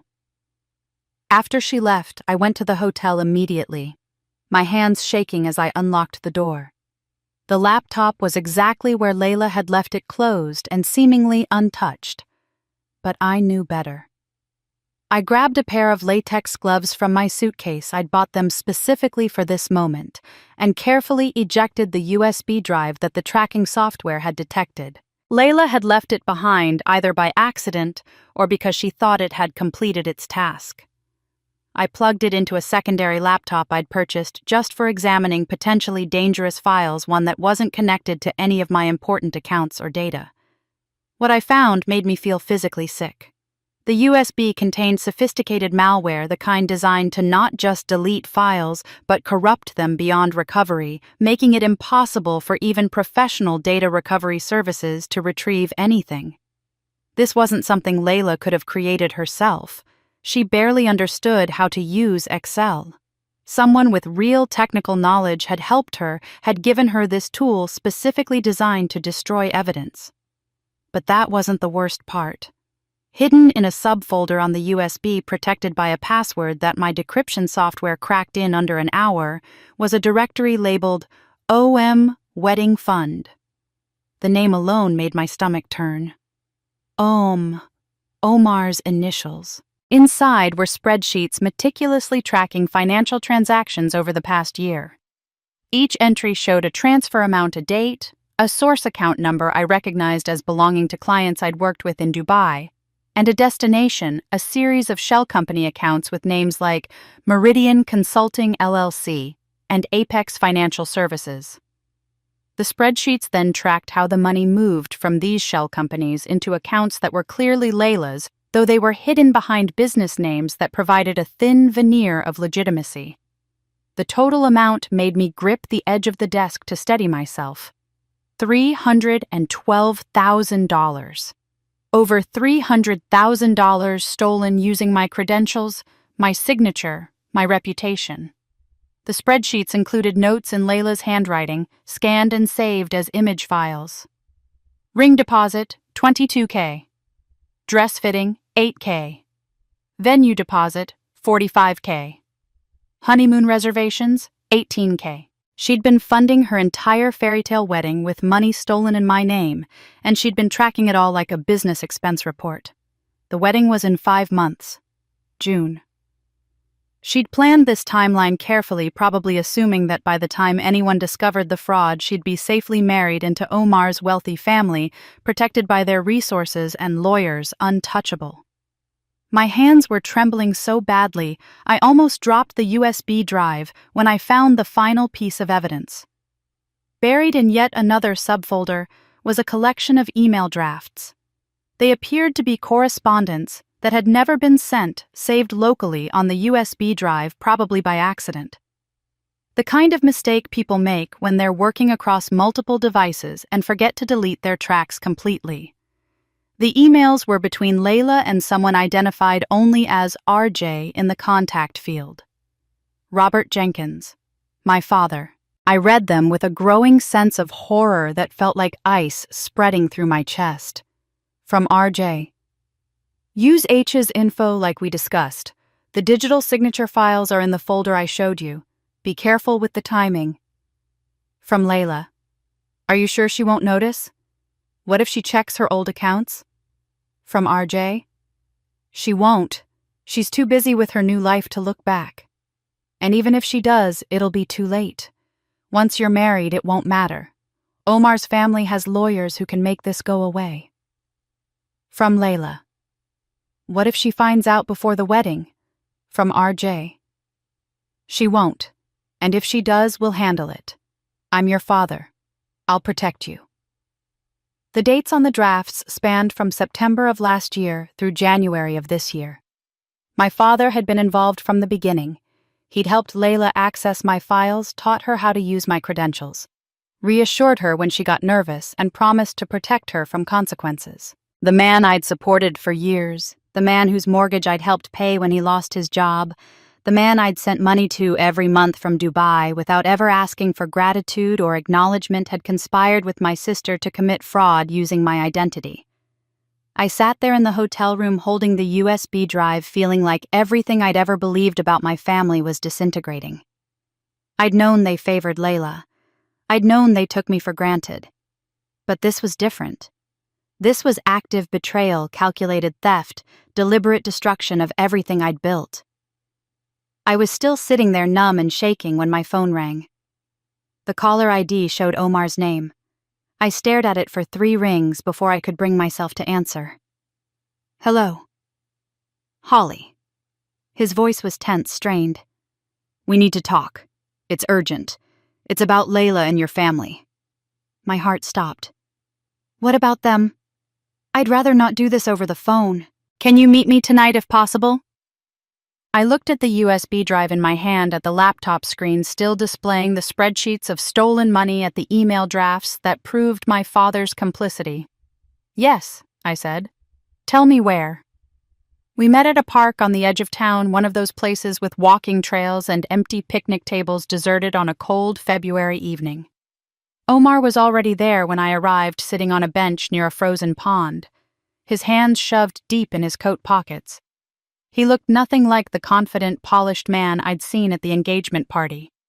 His hair was disheveled, his tie loosened, and there were dark circles under his eyes that suggested he hadn't been sleeping well. He stood when he saw me approaching, and we shook hands formally like business associates rather than people about to become family. Thank you for meeting me, he said, his voice tight with stress. I wasn't sure you would. Your timing is interesting, I said, sitting down on the bench. The cold seeped through my coat immediately. I just discovered some things about Layla myself. He nodded slowly, as if this confirmed something he'd suspected. Then maybe we can help each other. Omar sat back down, and for a moment he just stared at the frozen pond, gathering his thoughts. When he finally spoke, his words came out in a rush, as if he'd been holding them in for too long. This engagement was arranged, he said, not in the traditional sense, but arranged nonetheless. My father has been wanting to expand our import business into the American market for years, and he was looking for someone who understood both cultures, someone with connections. Your father approached him at a business networking event last year, presented himself as a consultant with deep ties to American distribution networks. He talked about his family, mentioned he had a daughter who was sophisticated, cultured, unmarried. My father saw an opportunity. I felt my jaw tighten. Of course. Robert had sold Layla like a business asset. I met Layla at a dinner my parents arranged, Omar continued. She was charming, beautiful, said all the right things. My parents liked her. I didn't object. I've always known I'd probably have a marriage that served family interests more than personal desires. That's the world I grew up in. But you don't love her, I said. It wasn't a question. I barely know her, he admitted. And the more time I spend with her, the less I understand who she actually is. She claims to have traveled extensively through Europe, but when I ask about specific cities, she can't describe anything beyond what you'd find in a guidebook. She talks about her successful career, but her LinkedIn shows she's been at the same entry-level position for 3 years. She wears designer clothes and jewelry that someone making her salary couldn't possibly afford. He pulled out his phone and showed me a document. 2 weeks ago, I hired a private investigator. I needed to know who I was actually marrying before it was too late. I looked at the document. It was a preliminary report detailing financial irregularities, social media posts that didn't match Layla's claimed lifestyle, and a note that further investigation was needed regarding possible identity fraud related to family member Holly Jenkins, former Dubai resident. The investigator found your name, Omar said. Found the transactions in Dubai, the flagged accounts. He couldn't prove anything yet, but he suggested that Layla might be using your credentials. Then I saw what happened at the engagement party, saw you speak Arabic, saw my mother's reaction. I realized you were the key to understanding what's really going on. He turned to face me fully. My family insisted on a prenuptial agreement. It's standard practice for us. The contract has clauses about financial disclosure, honesty about background and character. If either party is found to have lied about their financial situation or committed fraud prior to the marriage is void and significant financial penalties apply. If I can prove Layla has been lying, has been stealing, the engagement ends immediately. You want me to give you evidence? I said. I want us to help each other, he corrected. You need to clear your name and stop whatever Layla is doing. I need to end this engagement without my family losing face or getting tangled in a public scandal. We have a common goal. I thought about the USB drive in my bag, the spreadsheets, the email drafts proving my father's involvement. I thought about Samira's text, her offer of coffee, her implicit understanding that something was wrong with this family. I have evidence, I said carefully. I have proof that Layla has been using my Dubai credentials to commit fraud. I have documentation showing she's stolen over $300,000 in my name. And I have proof that my father helped her do it. Omar closed his eyes briefly, his expression pained. Robert was involved. I suspected, but I hoped I was wrong. I want conditions, I said. If I give you this evidence, I need certain things in return. Name them. First, I need full legal protection. I want a written statement from you confirming that you know I had no involvement in the fraud, that I'm a victim, not a perpetrator. Something I can present to the Dubai firm and to any authorities who might question me. Omar nodded. Done. Second, I need assurance that you'll work with me to clear my name with the Dubai firm. Your family has connections. I need those connections to make sure my reputation is restored. My mother already likes you, Omar said. She'll help, I promise you that. Third, I continued, my voice hardening. When you end this engagement, it needs to be public, not splashed across social media but witnessed. I need there to be no ambiguity about why the marriage isn't happening, no way for Layla or my father to spin this as me being jealous or vindictive. The truth needs to be clear. Omar hesitated at this. You want me to confront her at the wedding. I want the truth to come out in a way that protects both of us, I said. If you quietly break the engagement now, Layla will blame me. She'll say I poisoned you against her, that I sabotaged her happiness. But if you wait until the wedding, until there are witnesses from both families and you present the evidence, then it becomes about facts rather than accusations. He considered this for a long moment. That's harder. More humiliating for her. She stole $300,000 in my name, I said flatly. She tried to destroy evidence. She conspired with my father to commit fraud. I think she can handle some public accountability. Omar stood up, paced a few steps away, then came back. All right, I agree to your terms. We'll coordinate. You give me the evidence, I'll have my lawyers review it, and we'll plan for the wedding day. My mother will help, she's already suspicious, and she values honesty above almost everything else.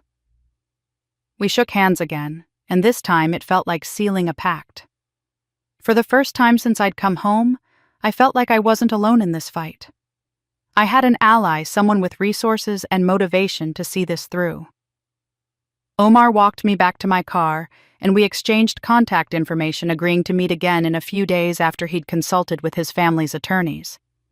As he walked away across the dark parking lot, my phone buzzed with a text message.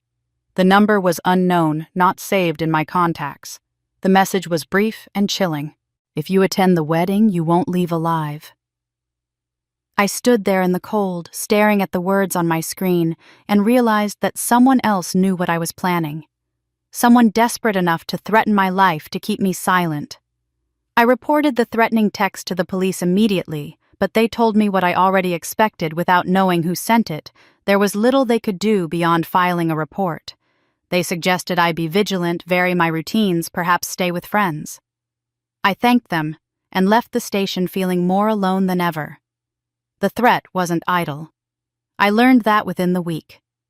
3 days after receiving the text, I took my car in for a routine oil change at the mechanic I'd been using since high school. Tom, the owner, called me into his office with an expression I'd never seen on his face before, something between concern and fear. "Holly, I need to show you something," he said, leading me into the service bay. My car was up on the lift and he pointed to the brake lines underneath. These were cut, deliberately. Whoever did this knew exactly what they were doing. Another few days of driving and these lines would have failed completely. You could have been killed. I stared at the severed lines, my hands going cold. Someone had crawled under my car with tools and carefully sabotaged it in a way that would look like an accident when it finally failed. 2 days later, I returned to my hotel room after meeting with Samira for coffee and found the door slightly ajar. I'd locked it. I was certain I'd locked it. Hotel security accompanied me inside, and what we found made my stomach turn. My clothes had been pulled from the closet and slashed with something sharp, a knife or scissors. The fabric lay in shreds across the bed.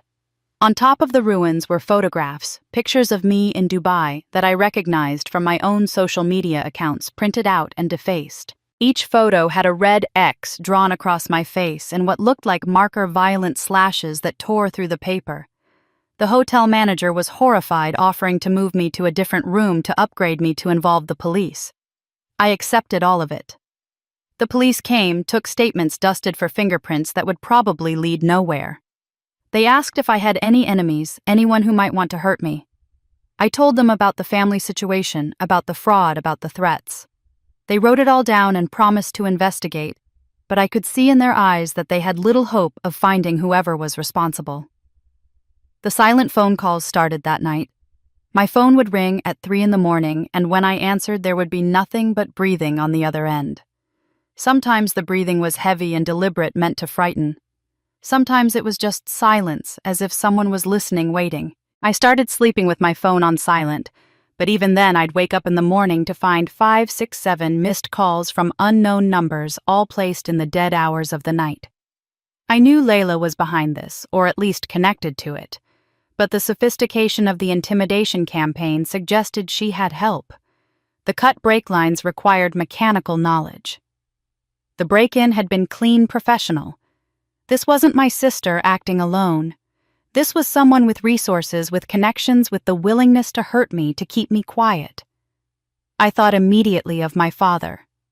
I showed up at my parents' house on a Saturday morning when I knew my mother would be at her book club. Robert answered the door in sweatpants and an old t-shirt, surprised to see me. "Holly, I didn't know you were coming by." "We need to talk," I said, pushing past him into the house I'd grown up in, the house I'd helped keep when they couldn't afford the mortgage. I pulled the printed emails from my bag and spread them out on the kitchen table. The correspondence between him and Layla.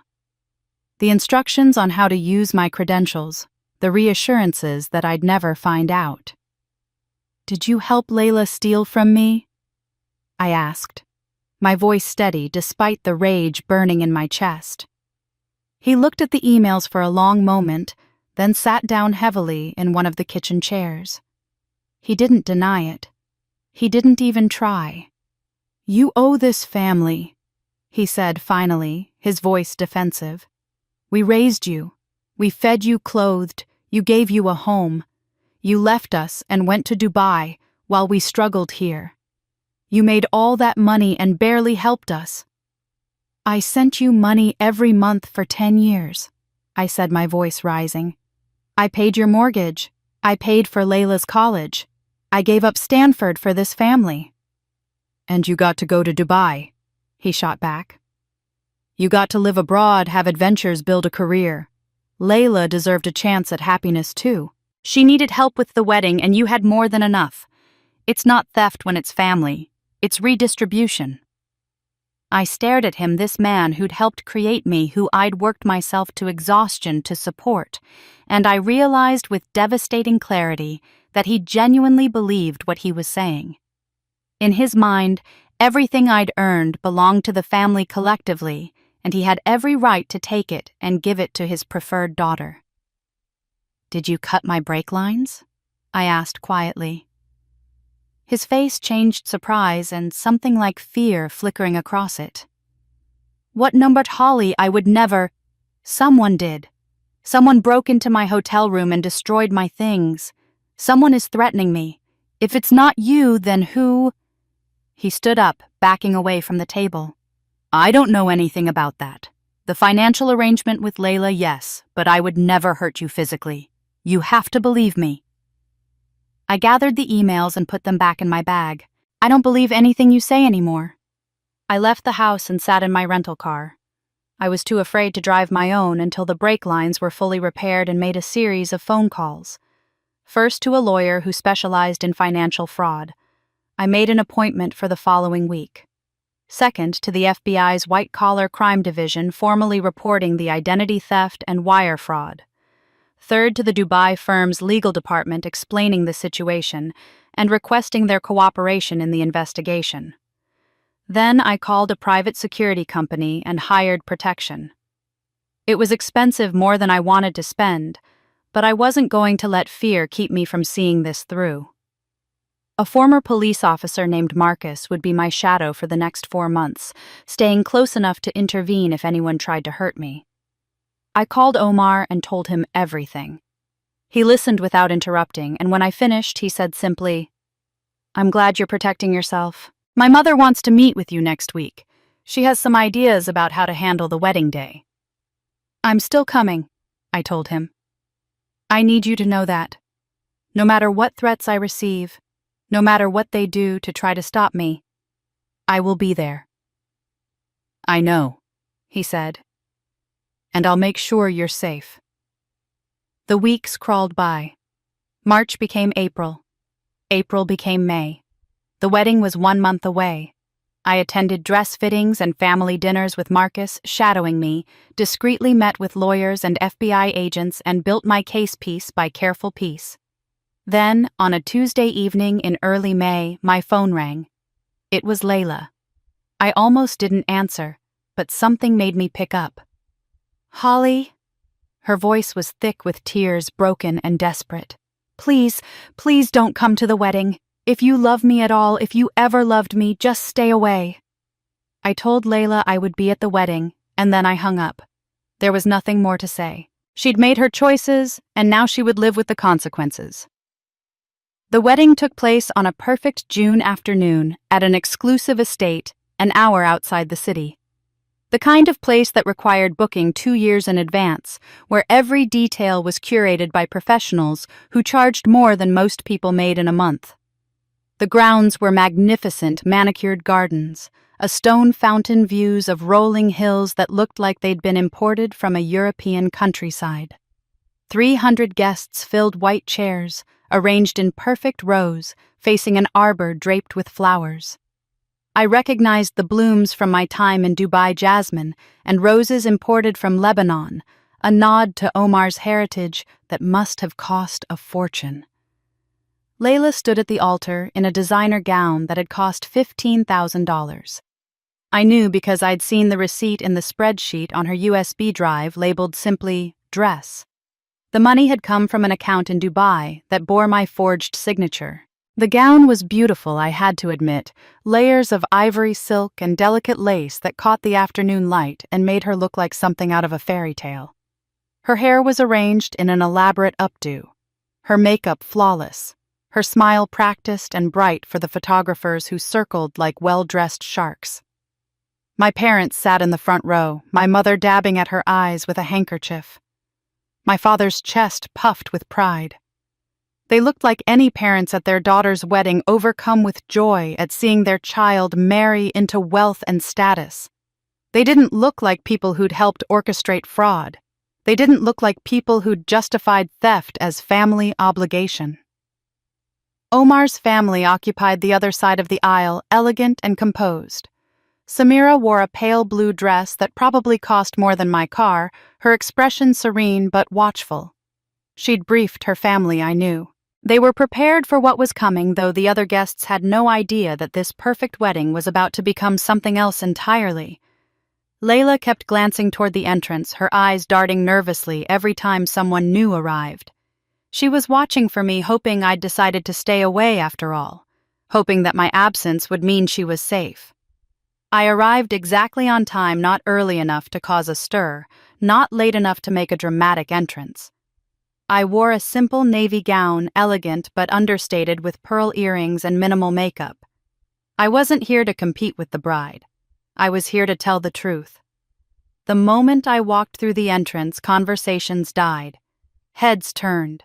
I could hear the whispers rippling through the crowd guests, who'd heard rumors of family drama, who'd been wondering if something would happen, who were now watching with barely concealed curiosity.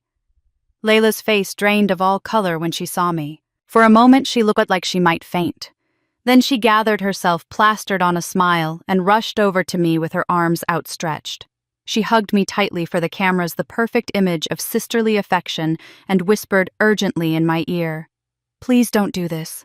I'll pay you back, I swear. Every penny. Just please, please don't ruin this." I smiled, for the photographers returned her embrace with what probably looked like genuine warmth, and whispered back, "This isn't about money anymore." I pulled away, still smiling, and made my way to my seat in the family section. Marcus, my security escort, sat 2 rows behind me, dressed in a suit that made him look like any other wedding guest. Layla watched me walk away, her expression stricken, before Omar's mother gently guided her back toward the altar. The ceremony began with all the traditional elements. The officiant, a distinguished older man in formal robes, spoke about the sanctity of marriage, about love and commitment, about the joining of 2 families. He talked about trust as the foundation of any lasting relationship, about honesty as the bedrock of true partnership. Every word felt loaded with meaning, and I wondered if he knew what was really happening here. Layla could barely focus. She fumbled. Her vows had to be prompted twice by the officiant, and her hands shook so badly that Omar had to steady them when he placed the ring on her finger. Omar himself stood rigid, his expression unreadable, going through the motions with mechanical precision. When the officiant reached the traditional moment, "If anyone has any reason why these 2 should not be wed, speak now or forever hold your peace," the entire room seemed to hold its breath. Every head turned toward me, hundreds of eyes waiting to see if I would stand, if I would object, if this would become the scene everyone was secretly hoping for. I remained perfectly still, my hands folded in my lap, my expression neutral. This wasn't a movie. I wasn't going to interrupt vows and cause a spectacle. My plan was more strategic than that, more deliberate. The truth would come out, but it would come out in a way that left no room for doubt, no space for Layla to claim I was bitter or vindictive or trying to sabotage her happiness. The officiant continued, visibly relieved, and pronounced them husband and wife. Omar kissed Layla with what looked like duty rather than passion. The guests applauded. My parents wept with joy, and I sat quietly waiting.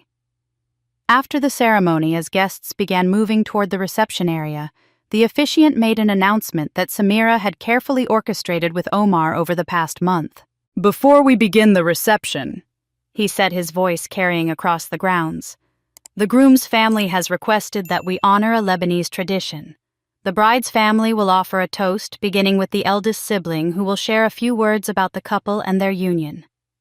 My mother looked confused. This hadn't been in the program. My father glanced at Layla, who had gone pale again. Omar stood beside his new wife, his face carefully neutral. The officiant smiled and gestured toward me.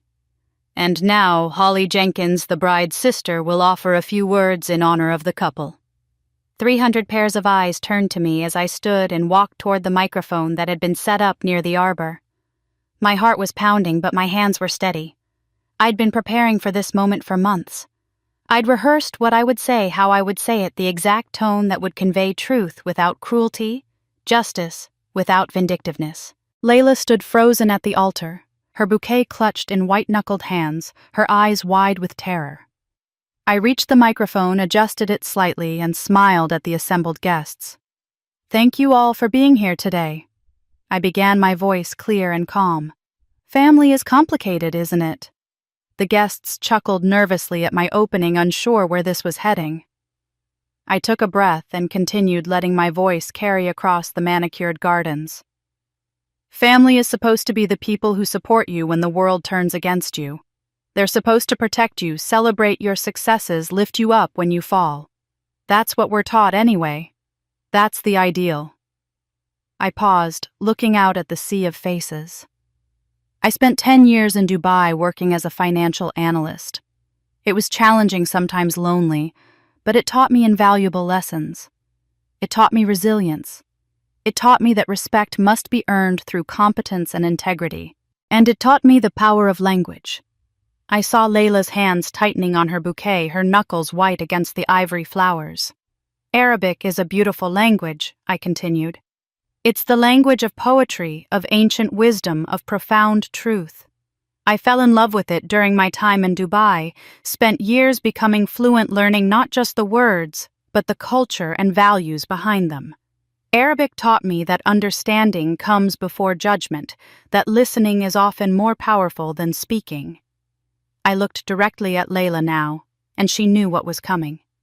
I could see it in her eyes, the panic, the realization that there was no escape. 6 months ago at my sister's engagement party, I said, and then switched mid-sentence into fluent formal Arabic. My sister spoke about me in this beautiful language, believing I would not understand. Half the room, Omar's Lebanese relatives, his parents' friends, the guests who shared his heritage, sat forward in their chairs, suddenly alert. The other half looked confused, glancing at each other, trying to understand why I'd suddenly switched languages. I continued in Arabic, my pronunciation clear and precise. She told Omar's mother that I had lived a shameful life in Dubai, that I had been involved with various men, that I had come home broken and emotionally damaged. She said our family had to support me through difficult times. She suggested that I was jealous of her happiness, bitter about being alone, and that I might cause problems at her wedding.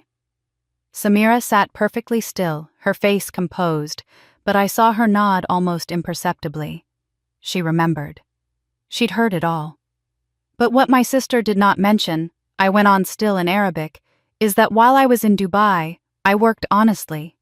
I built a career through dedication and skill. I earned the respect of colleagues who initially dismissed me. I sent money home every month to support a family that never once thanked me. And I learned this beautiful language so that I would never again be dismissed, because someone assumed I could not understand them. I gestured to the technician Omar had hired, and the large screen that had been set up for the reception, meant to display photos of the happy couple, suddenly illuminated with a different image. Bank transfer records, official documents from the Dubai firm, each one bearing my digital signature. These are financial transactions, I explained in Arabic, bearing my signature authorizing transfers of significant amounts of money. $50,000, $80,000, $120,000, over $300,000 in total. The Lebanese guests leaned forward, reading the documents, their expressions shifting from confusion to shock. I never authorized these transactions, I said. My signature was forged. My credentials were stolen. My identity was used to commit fraud. I clicked to the next image, the emails between Layla and my father, the ones I'd found on the USB drive. These emails show who was responsible. My sister, with help from my father, used my name and reputation to steal money that funded this wedding. The dress she's wearing, the flowers you see around you, the ring on her finger, all purchased with money stolen in my name. The screen changed again, showing the security footage from my hotel room, Layla entering, accessing my laptop, deleting files, inserting the USB drive. The timestamp was clear. The actions were undeniable. My sister did not just insult me in a language she thought I could not understand. I said, my voice steady. She stole from me. She committed fraud. She tried to destroy evidence. And she did it all while pretending to be the victim of my jealousy and bitterness. Then I switched back to English, turning to address the American guests who'd been watching with growing confusion. For those of you who don't speak Arabic, I'll summarize what I just explained. 6 months ago, my sister insulted me in Arabic at her engagement party, not knowing I'm fluent. But the insults were the least of it. She used my identity to steal over $300,000 from accounts in Dubai where I worked. The evidence you see on the screen shows the forged transactions, the emails between her and my father planning the fraud, and security footage of her trying to destroy evidence on my laptop. I have reported all of this to the FBI and to authorities in Dubai. This wedding was funded by stolen money. The reaction was instantaneous and chaotic. Guests gasped audibly. Someone screamed. Phones came out immediately, people filming, texting, calling. Several guests stood and rushed toward the exits, as if they couldn't escape fast enough from the scandal unfolding before them. Others crowded forward, trying to see the screen more clearly, trying to verify that what they'd just heard was real. My mother was crying, but not tears of joy anymore. My father had gone completely white, his mouth opening and closing like a fish out of water. He started to stand, perhaps to defend himself, but Marcus moved closer, and he thought better of it. Samira rose from her seat with dignity, her face a mask of controlled fury. She walked toward the exit without a word, and Karim followed her along with several other members of Omar's family. They were done. The marriage contract had been violated before the reception even began. Omar stood at the altar next to Layla, and for the first time since I'd met him, his careful composure cracked. He looked at his new wife, though the marriage would be annulled within days. I knew with an expression of such profound betrayal and disgust that even I felt sorry for her for a moment. But only a moment. Layla stood frozen. Her bouquet dropped at her feet, mascara running down her face in black rivers. Her $15,000 dress suddenly looking like a costume from a play about greed and deception. She opened her mouth as if to speak, to defend herself, to explain, but no sound came out. The large wooden doors at the back of the reception area opened, and two people in dark suits entered. They walked with purpose badges clipped to their belts, visible to everyone. FBI agents. They'd been waiting outside, coordinated with me to arrive at precisely this moment. They approached Layla calmly, professionally, and I heard one of them say, "Layla Jenkins, we need you to come with us." The taller of the two agents spoke clearly, his voice cutting through the chaos of the reception. "Layla Jenkins, you're under arrest for wire fraud, identity theft, and money laundering." He pulled out a card and began reading her Miranda rights while his partner gently but firmly took Layla's arm. "You have the right to remain silent. Anything you say can and will be used against you in a court of law." Layla didn't resist. She didn't scream or protest or try to run. She simply seemed to fold in on herself, all the confidence and brightness draining out of her like air from a punctured balloon. The expensive dress that had cost $15,000 stolen dollars suddenly looked too big on her shrinking frame. Her perfectly styled hair was coming loose, and her makeup was destroyed by tears and mascara, black streaks running down her cheeks like war paint smeared by defeat.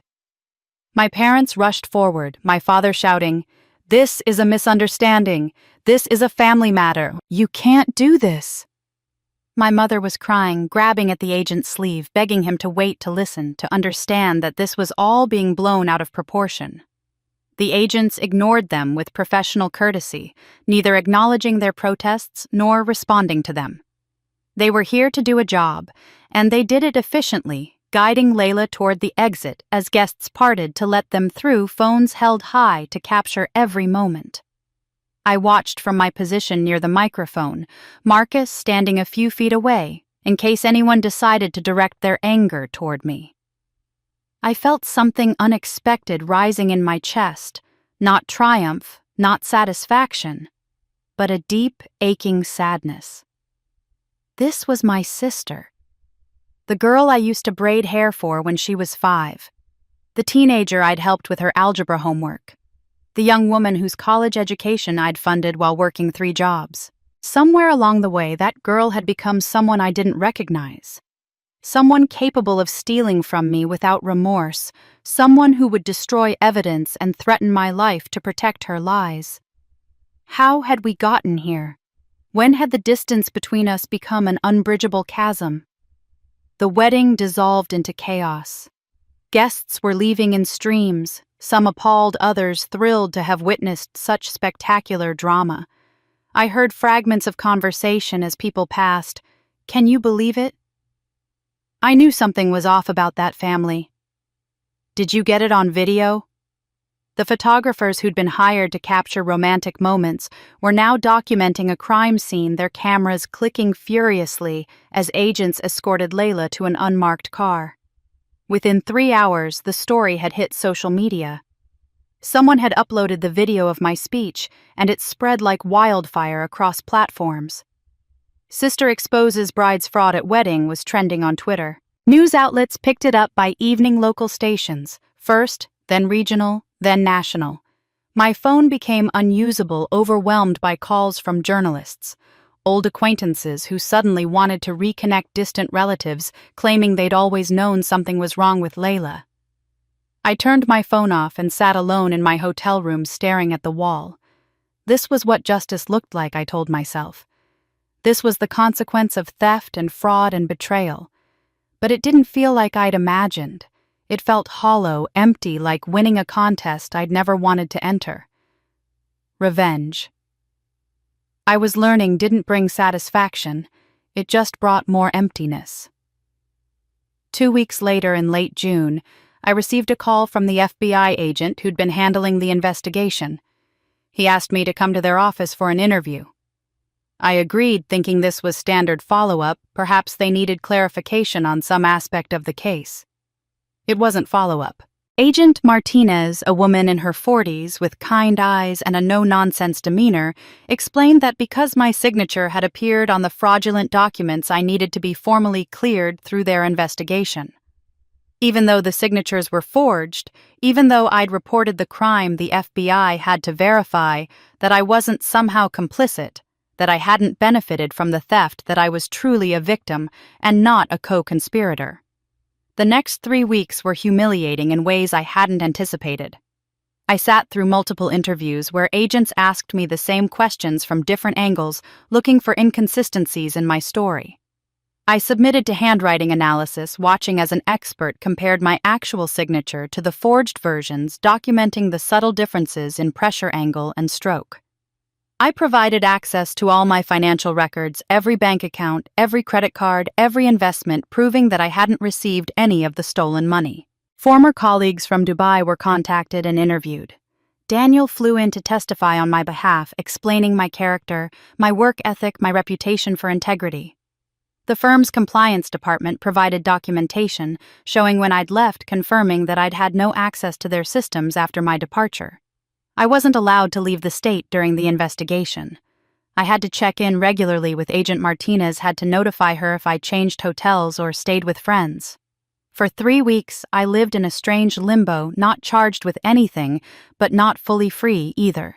My movements restricted my reputation in question, my innocence, something I had to actively prove rather than something assumed. For the first time, I truly understood what it meant to have your identity stolen. It wasn't just about money or documents. It was about having to defend yourself against crimes committed in your name, having to prove you were who you said you were, having to justify your innocence when you'd done nothing wrong. Every question from the agents felt like an accusation. Every request for documentation felt like doubt. I knew they were just doing their jobs, being thorough, but it wore on me in ways that surprised me. I lost weight. I stopped sleeping well. Marcus, still serving as my security escort, even though the physical threats had stopped, noticed and urged me to eat, to rest, to take care of myself. But it was hard to care about food or sleep when my entire life felt like it was under a microscope. Finally, on a Thursday afternoon in mid-July, Agent Martinez called me into her office. I sat across from her desk, exhausted and anxious, prepared for more questions, more analysis, more doubt. Instead, she closed the file in front of her and looked at me with something like sympathy. "You're cleared, Ms. Jenkins," she said, "completely and officially. The forensic analysis confirms that all signatures on the fraudulent documents were forgeries. Your financial records show no benefit from the stolen funds. Your former colleagues and employers vouch for your character and integrity. You are without question a victim in this case, not a perpetrator." I felt something release in my chest, a tension I'd been carrying for so long I'd forgotten it was there. "Thank you," I managed. Agent Martinez hesitated, then continued. "But there's something else. The investigation uncovered additional evidence. Your father, Robert Jenkins, directed the entire operation. We have emails, recorded phone calls, and testimony from Layla confirming that he orchestrated the fraud scheme, taught her how to forge your signatures, and helped her set up the shell companies to funnel the money. We're bringing him in tomorrow." I watched my father's arrest on the news the next morning from my hotel room, coffee going cold in my hands. The footage showed FBI agents arriving at my parents' house at dawn, my father being led out in handcuffs wearing the same ratty bathrobe he'd worn for years. My mother stood in the doorway screaming at the agents, her face twisted with rage and disbelief. The news anchor explained that Robert Jenkins had been arrested for conspiracy to commit wire fraud, identity theft, and money laundering, that he'd orchestrated a scheme using his daughter's credentials to steal over $300,000. What struck me most was my father's expression. He didn't look ashamed or remorseful. He looked angry, indignant, as if he were the victim of some terrible injustice rather than a man who'd stolen from his own daughter. The FBI's evidence was damning. Bank records showed that nearly half of the stolen money had been funneled into an account. Robert controlled money he'd claimed was for family expenses, but had actually used to pay off debts from failed business ventures I'd never known about. He'd invested in a restaurant that went bankrupt within a year, a real estate development scheme that turned out to be borderline fraudulent, a series of stock trades that lost everything. Rather than accept responsibility for his failures, he'd decided that I owed him, that my success in Dubai meant I should cover his mistakes. The FBI had recorded phone calls between Robert and Layla, conversations where he'd coached her on how to access my digital files, how to forge my signature convincingly, how to move money through shell companies to avoid detection. In one recording that was played during a news segment, I heard his voice say, "Holly owes this family everything. She wouldn't have anything if we hadn't raised her. Taking this money isn't stealing, it's collecting a debt." Layla had been desperate for his approval, Agent Martinez had told me. She'd gone along with the scheme because refusing would have meant disappointing the father who'd always favored her, who'd always told her she was special, who'd convinced her that I was the selfish one for building a life away from them. In the weeks that followed, I learned what true isolation felt like. My mother called me once 3 days after Robert's arrest, and the conversation lasted less than 2 minutes. She didn't ask how I was. She didn't acknowledge what had been done to me. Instead, she hissed into the phone, "You've destroyed this family. Your father is in jail because of you. Layla's life is ruined because of you. I hope you're happy." Then she hung up. Old friends from high school saw my name in the news and suddenly became unavailable. Messages I sent went unanswered. Invitations to get coffee were met with vague excuses. The few who did respond treated me with a strange combination of pity and discomfort, as if my family's crimes had somehow contaminated me by association. Even at work, where I'd started a new consulting position in April, I noticed people keeping their distance. Conversations would stop when I entered the break room. Colleagues who'd been friendly became formal and distant. No one said anything directly, but the message was clear. Being associated with the woman from that wedding fraud case was a liability they didn't want. I'd told the truth. I'd exposed crimes committed against me. I'd sought justice through proper legal channels.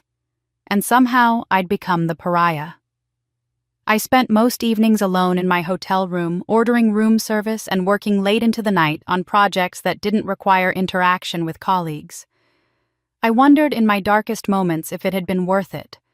I'd lost my family, my social connections, my sense of belonging anywhere. Justice had been served, but the cost was higher than I'd imagined.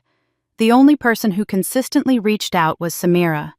She called twice a week, invited me to lunch, checked in to make sure I was eating and sleeping. 3 weeks after Robert's arrest, we met at the same upscale cafe where we'd had coffee months earlier, when this had all been just beginning. Samira looked at me across the table with those sharp, assessing eyes that missed nothing. "You look exhausted," she said bluntly. When was the last time you slept through the night? I couldn't remember, so I just shrugged. Holly, I want to tell you something. She continued, her voice gentle but firm. I have seen many women sacrifice themselves for undeserving families.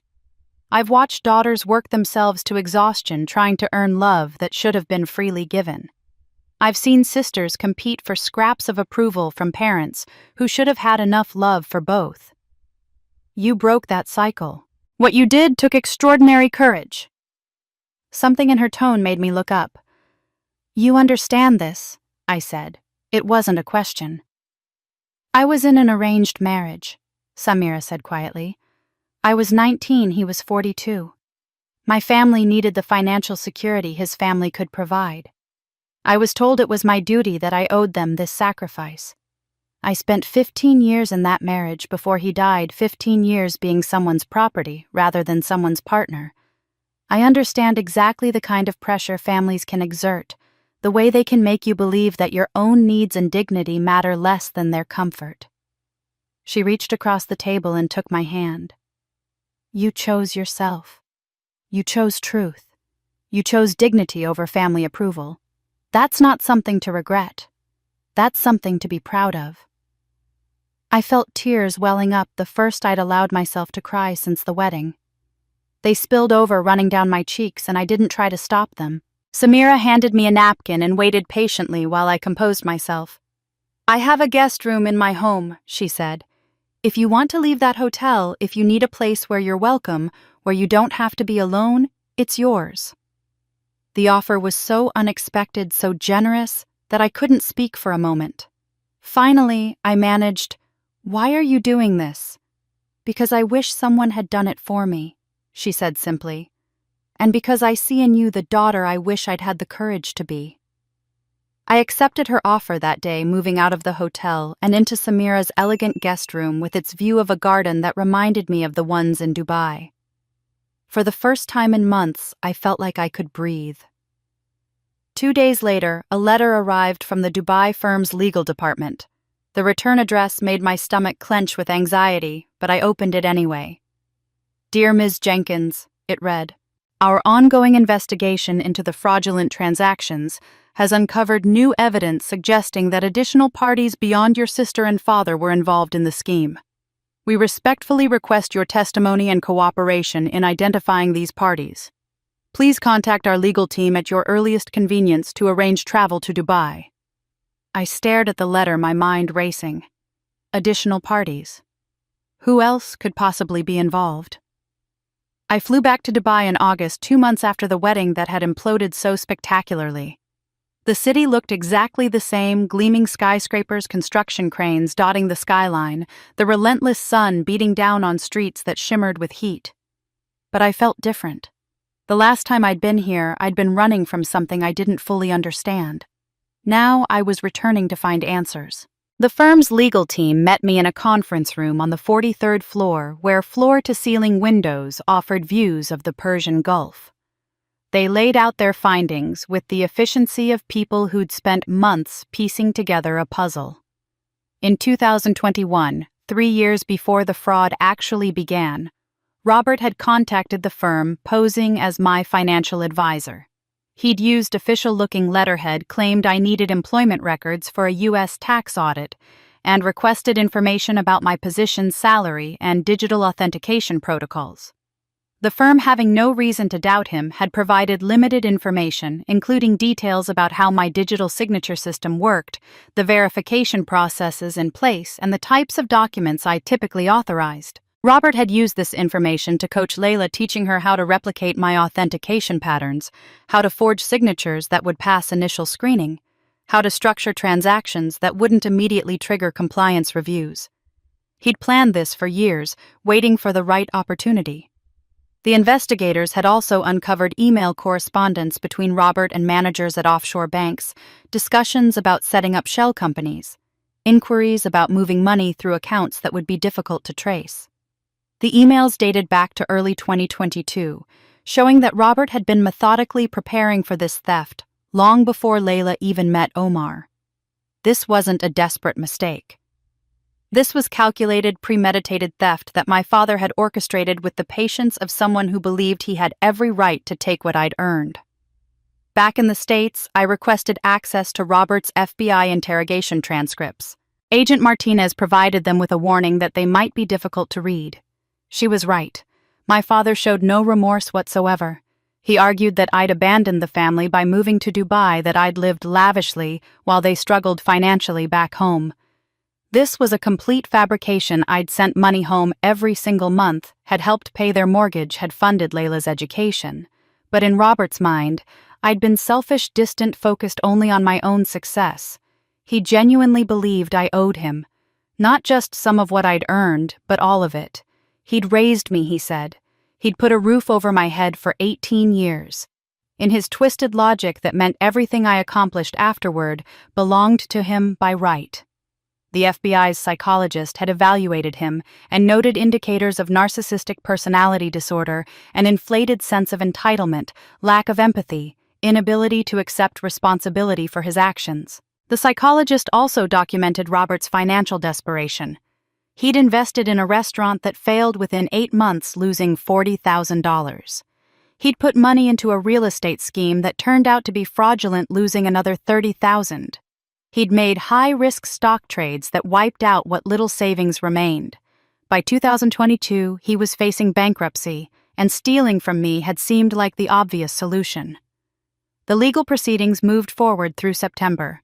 Robert's lawyers negotiated a plea deal, arguing that because his role had been primarily instructional, telling Layla what to do rather than executing the fraud himself, and because much of his communication had been verbal or deliberately vague, there wasn't sufficient evidence for the more serious charges. The prosecution accepted the deal. Robert pleaded guilty to conspiracy to commit fraud, a lesser charge that carried minimal jail time. He received 5 years of probation, 1 year of house arrest, and was ordered to pay full restitution, $312,000 plus interest and penalties. The IRS also came after him for tax evasion, imposing additional fines that would likely consume whatever assets he had left. But he wouldn't go to prison. At 62, with no prior criminal record, he was considered low risk. The judge accepted the plea agreement, and my father walked out of the courthouse a free man, albeit one who would spend the next 5 years under supervision. I sat in the gallery and watched him leave with my mother, who still wouldn't look at me, who still blamed me for everything that had happened. I felt a rage so deep it made my hands shake, but there was nothing I could do. The legal system had decided, and I had no power to change it. As I left the courthouse that afternoon, a bailiff approached me with an envelope. "This came for you from the county jail," he said. "The inmate asked that it be delivered to you personally." I took the envelope and looked at the return address. County Jail Women's Division. The handwriting on the front was Layla's, slightly shaky but unmistakably hers. I stood on the courthouse steps in the October sunshine, holding a letter from my sister, and realized I had no idea what she could possibly have to say to me now. I didn't open the letter until I was back at Samira's house, sitting in the guest room that had become my refuge.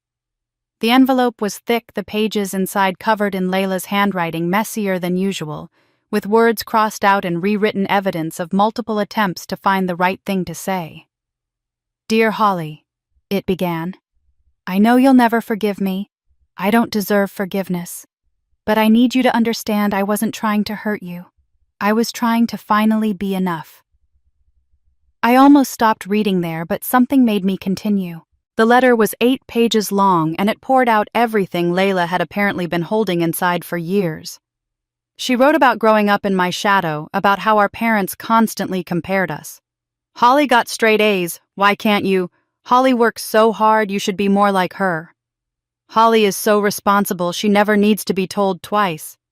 She wrote that even when she accomplished something, making the cheerleading squad, getting a job, graduating college, our parents would smile and say it was nice, but then immediately pivot to talking about my latest achievement in Dubai. "You were the smart one, the responsible one, the one who made it," she wrote. "I was just the pretty one, the fun one, the one who would marry well because that's all I was good for. Do you know how it feels to be loved for your face instead of your mind? To know that your own parents think your biggest asset is that you're decorative."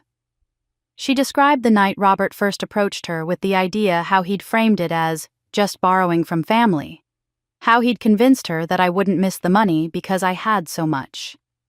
She wrote that she knew it was wrong that she'd felt sick every time she forged my signature, but she'd convinced herself it didn't matter because this was her one chance to prove she could be successful, to show everyone she was more than just a pretty face.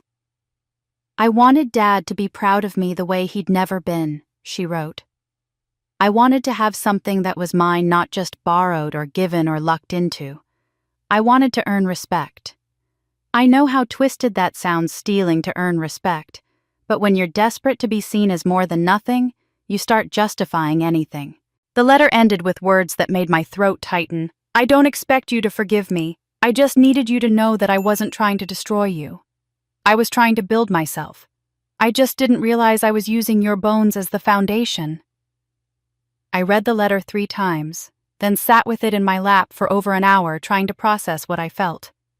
Anger, yes. Betrayal, absolutely. But underneath it all was something unexpected sadness for the relationship we could have had if our parents hadn't pitted us against each other from the beginning. A week later, I decided to visit her. The county jail was a depressing building of concrete and wire fencing where visitors were searched and questioned before being allowed into a stark room with metal tables and chairs bolted to the floor. Layla was brought in wearing an orange jumpsuit that made her look even smaller and younger than she was.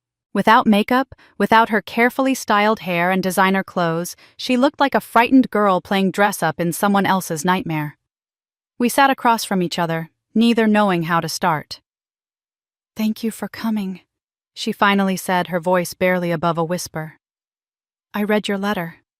She nodded, her eyes filling with tears. "I meant every word. I know what I did was wrong. I knew it was wrong while I was doing it. But Dad kept saying you owed us, that you'd barely sent any money home, that you were living this glamorous life while we suffered. I believed him because I wanted to believe him. It was easier than admitting I was stealing from my own sister." "Did you ever actually love me?" I asked.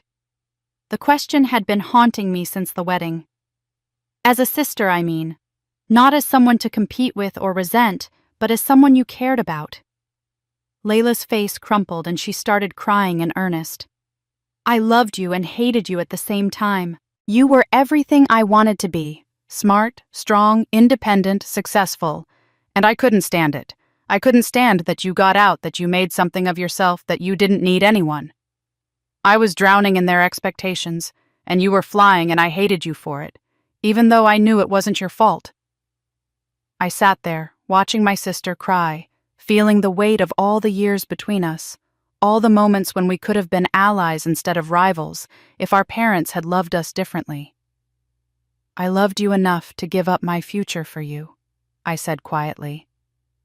"I turned down Stanford. I worked 3 jobs. I sent money home for years. But I can't let you destroy what I built.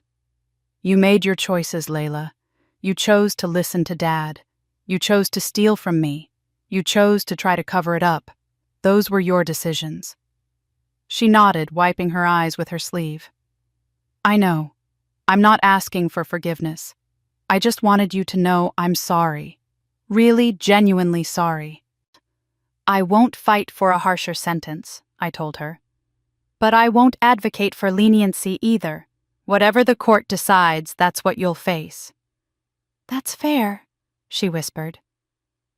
As I stood to leave, Layla called out one last thing. "Holly, Dad's the one you should really be angry at. He used both of us. He used you for money, and he used me to get it. We were both just tools to him." I looked back at her, this broken version of my sister, and realized she was right. 2 months later in October, Layla's trial concluded. She pleaded guilty to all charges and was sentenced to 5 years in federal prison, eligible for parole in 3. By October, 8 months after the engagement party that had set everything in motion, all the legal proceedings finally concluded. The judicial system had weighed the evidence, deliberated on the crimes, and handed down its verdicts. Layla would spend 5 years in federal prison for identity theft and wire fraud, though she'd be eligible for parole after 3 if she demonstrated good behavior and genuine rehabilitation. Robert received 5 years of probation and 1 year of house arrest, along with an order to pay $310,000 in restitution, the original stolen amount plus penalties and interest.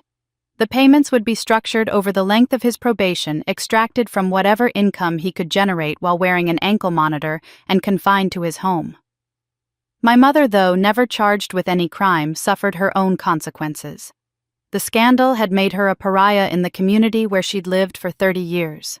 Former friends stopped returning her calls. She was quietly asked to step down from her book club. The church where she'd volunteered for decades suddenly had no openings for her services. She lost her part-time job at a boutique when the owner decided that association with that family was bad for business. Omar had the marriage annulled within 2 weeks of the wedding disaster, citing fraud in the inducement. His family severed all business connections with the Jenkins name, and I heard through Samira that they'd decided against expanding into the American market entirely. The whole experience had left too bitter a taste. The scandal would define my parents and Layla for years to come, following them like a shadow they could never quite escape. But it didn't define me. I was learning slowly how to rebuild a life that was mine alone. In early November, I received a call from a lawyer I didn't recognize. He explained that he represented my mother and that she was requesting a meeting with me. I almost refused immediately, but something made me agree. Maybe I needed closure. Maybe I needed to hear what she had to say for herself. Maybe I was just tired of running from painful conversations.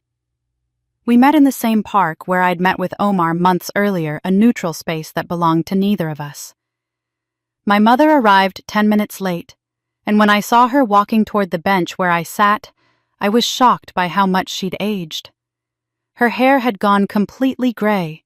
She'd lost weight in an unhealthy way, and she moved like someone much older than her 60 years. She looked worn down by the weight of everything that had happened. She sat beside me, and for a long moment, we both just stared at the bare trees and the gray November sky. "Thank you for meeting me," she said finally, her voice thin and uncertain. "What do you want, Mom?" She took a breath, gathering herself. "I want you to understand that your father was under enormous pressure. He made mistakes, yes, but he was desperate. He was trying to take care of his family the only way he knew how." I felt anger flare in my chest. "He stole from me. He used my identity to commit fraud. That's not taking care of family, that's committing crimes."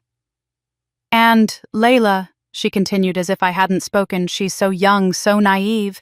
She was manipulated by your father. She didn't fully understand what she was doing." "She's 27 years old, Mom. She understood perfectly." My mother's hands twisted in her lap. "I'm asking you to drop the restitution requirement. Your father will never be able to pay that much money. We're going to lose the house. We'll lose everything. Please, Holly, we're your family." I looked at her, this woman who'd given birth to me but had never really seen me, and felt something inside me finally break free. "You let him steal from me," I said, my voice steady and cold. "You watched Layla insult me, belittle me, lie about me, and you said nothing. When I exposed what they'd done, you blamed me for embarrassing the family. You called me vindictive. You told me I was destroying everyone's happiness. You never once chose me, Mom. Not once in 35 years. She opened her mouth to respond, but nothing came out. What could she say? We both knew it was true. "The restitution stands," I continued. "The legal system decided what Dad owes me, and I'm not changing that. If you lose the house, that's a consequence of his choices, not mine." I stood to leave, and my mother grabbed my arm. "Holly, please, you're my daughter." I gently removed her hand from my arm. "I was your daughter, but you treated me like an obligation, like a resource to be used. I'm done being that person." I walked away and didn't look back. The next week, I met with my lawyer and set up a formal arrangement. The restitution payments would be deposited automatically into an account. I would have no direct contact with my parents. Any communication would go through legal representatives. The money would come in monthly installments, and any amount beyond what I needed to rebuild my savings would go into a fund I was planning to establish, though I hadn't yet decided exactly what form it would take. I kept only one photograph of my old family, a picture of Layla and me as children, maybe 5 and 8 years old, sitting together on a tire swing in our backyard. In the photo, my arm is around her shoulder and we're both laughing at something beyond the frame. It was taken before everything became complicated, before competition and resentment poisoned what could have been a beautiful relationship between sisters. I didn't hate them. That was the surprising part. I'd expected to carry hatred like a weight forever, but instead I felt something closer to sad acceptance. They were who they were, and I couldn't change that. But I could choose to release them from my life, to stop trying to earn love from people who would never give it freely. In December, exactly 1 year after Layla's engagement party, my phone rang with a number I recognized immediately. It was Samira. "Holly," she said, her voice warm but businesslike. "I have a proposal for you. Can we meet for dinner?" We met at an elegant restaurant overlooking the city, the kind of place where Samira felt most comfortable conducting business. She ordered wine for both of us and got straight to the point before the appetizers arrived. "I want to start a non-profit organization," she said, "and I want you to co-found it with me." I set down my glass surprised. "What kind of organization?" "One that supports women who have been financially exploited by their own families," Samira explained, her dark eyes intense with purpose. "Daughters who support aging parents only to have those parents steal from them. Sisters manipulated into fraud schemes. Women whose identities are used without consent by the people who claim to love them. This happens far more often than anyone realizes, Holly. Most women never report it because they're ashamed or because they don't want to destroy their families or because they've been conditioned to believe they owe their families everything." I thought about the anonymous note I'd received, the person who'd warned me about Layla, but hadn't been willing to come forward officially. I thought about how alone I'd felt, how I'd wondered if I was overreacting, if I was being vindictive for wanting justice. "I have the funding," Samira continued. "I have the business connections and the legal resources. But you have something I don't. You have the lived experience and a public story that people know. Your case made national news. Women saw what happened to you and recognized their own situations. We could use that attention to help others." "What would we call it?" I asked. Samira smiled. "I was thinking silent strength. For all the women who endure in silence until they find the courage to speak."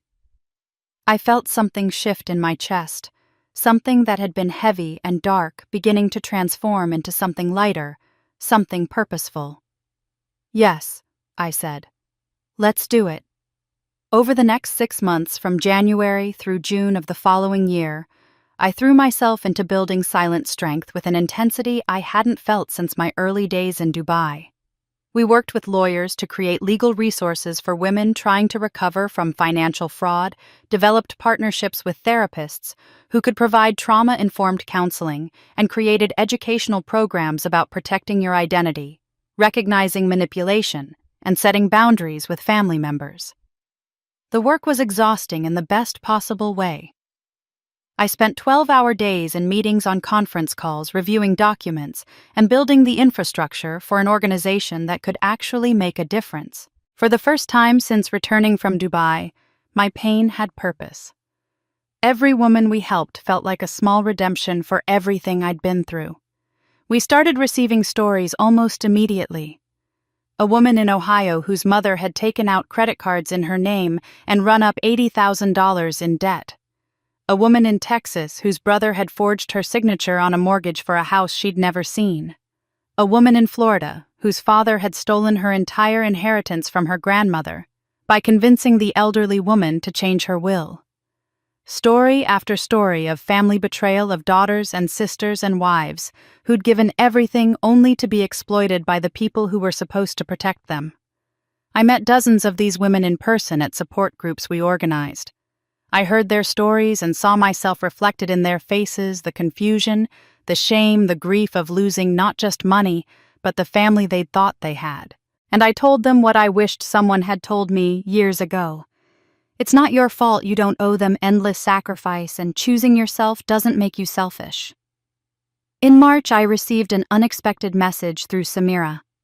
Layla's lawyer had contacted us explaining that Layla wanted to contribute to Silent Strength by sharing her story. She wanted to write about how she'd been manipulated by Robert, about the psychology of family exploitation from the perpetrator's perspective, about why she'd made the choices she did, and what she wished she'd done differently. I was deeply skeptical. This could be another manipulation, another attempt to rewrite history and paint herself as a victim. But after discussing it with Samira and our board, I agreed under strict conditions. Layla would take full responsibility for her actions. She wouldn't portray herself as purely a victim of Robert's manipulation. She would be honest about her choices, her jealousy, her willingness to hurt me to get what she wanted. If she could do that, her perspective might actually help other women recognize the warning signs before they crossed the same lines she had. Layla agreed to all the conditions. Over the next several months, she worked with a writer who visited her in prison, and together they crafted an essay that was raw, uncomfortable, and brutally honest. It wasn't forgiveness exactly, but it was a step towards something maybe not reconciliation, but understanding. An acknowledgement that we'd both been damaged by a family system that pitted us against each other, even if our responses to that damage had been vastly different. In August, almost exactly 2 years after I'd returned from Dubai for Layla's engagement, I received an email that made my heart race. The subject line read, "Invitation Keynote Speaker Women of Power Summit Dubai." I opened it with trembling hands and read the formal request for me to speak at an international conference about women's economic empowerment, to share my story of overcoming family betrayal and building an organization that helped others do the same. They wanted me to return to Dubai, not as someone running away, but as someone who had transformed her trauma into purpose. I stared at the invitation for a long time, reading it over and over as if the words might change. Dubai wanted me back. Not as an analyst, not as someone fleeing from a life that had become too small, but as a keynote speaker at an international summit about women's economic empowerment. They wanted me to share my story, to talk about overcoming family betrayal, to discuss how I'd transformed trauma into an organization that was helping hundreds of women reclaim their lives and their identities. The idea of returning to Dubai filled me with complicated emotions. That city had been where I'd found my strength, where I'd learned Arabic and earned respect in a world that had initially dismissed me. But it was also where my credentials had been stolen, where the groundwork for my sister's betrayal had been laid. Going back felt like walking back into a memory that was both beautiful and painful. Samira found me sitting in the Silent Strength office, still staring at my laptop screen, and she read the situation immediately. "You're going," she said. It wasn't a question. "I don't know if I can." She sat down across from me, her expression gentle but firm. "Holly, you're not the same woman who left Dubai 2 years ago. That woman was running from something she didn't understand. You're returning as someone who turned betrayal into legacy, who took the worst thing that ever happened to her and used it to help others. Dubai didn't break you. It made you strong enough to survive what came after." She was right. I booked the flight that afternoon. I arrived in Dubai in late August, 2 years almost to the day after I'd left the last time. The city looked exactly as I remembered it. Impossibly tall buildings piercing a cloudless sky, construction cranes everywhere suggesting that the skyline would be different again in 6 months, the particular quality of desert light that made everything look sharp and defined. But I felt different. The last time I'd been here, I'd been uncertain about my future, unclear about why my position had been eliminated, unaware of the fraud being committed in my name. Now I knew the truth, and more importantly, I'd survived it. The Women of Power Summit was held at a luxury hotel with a conference center that could hold 1,000 people.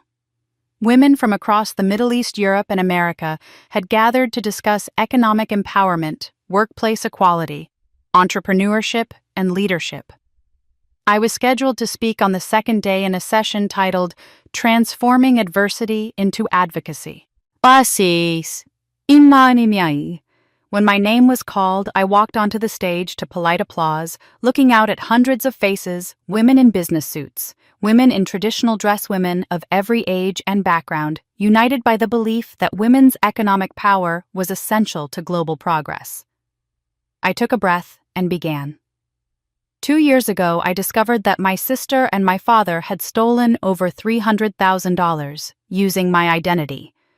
I said, my voice steady despite my racing heart. They forged my signature, used my credentials, and funded an elaborate wedding with money taken from accounts I'd worked 10 years to build. When I exposed what they'd done, my family blamed me for destroying them. My mother called me vindictive. My father said I owed them everything I'd earned because they'd raised me. The room was completely silent, every eye focused on me. I'm not telling you this for sympathy, I continued. I'm telling you this because family financial exploitation is one of the most common and least discussed forms of economic abuse that women face. We're taught that family comes first, that we owe our parents and siblings unwavering loyalty, that setting boundaries makes us selfish. But love shouldn't require self-destruction. Support shouldn't mean sacrifice without limits. And family shouldn't be an excuse for theft. I talked about silent strength, about the women we'd helped, about the patterns we'd identified.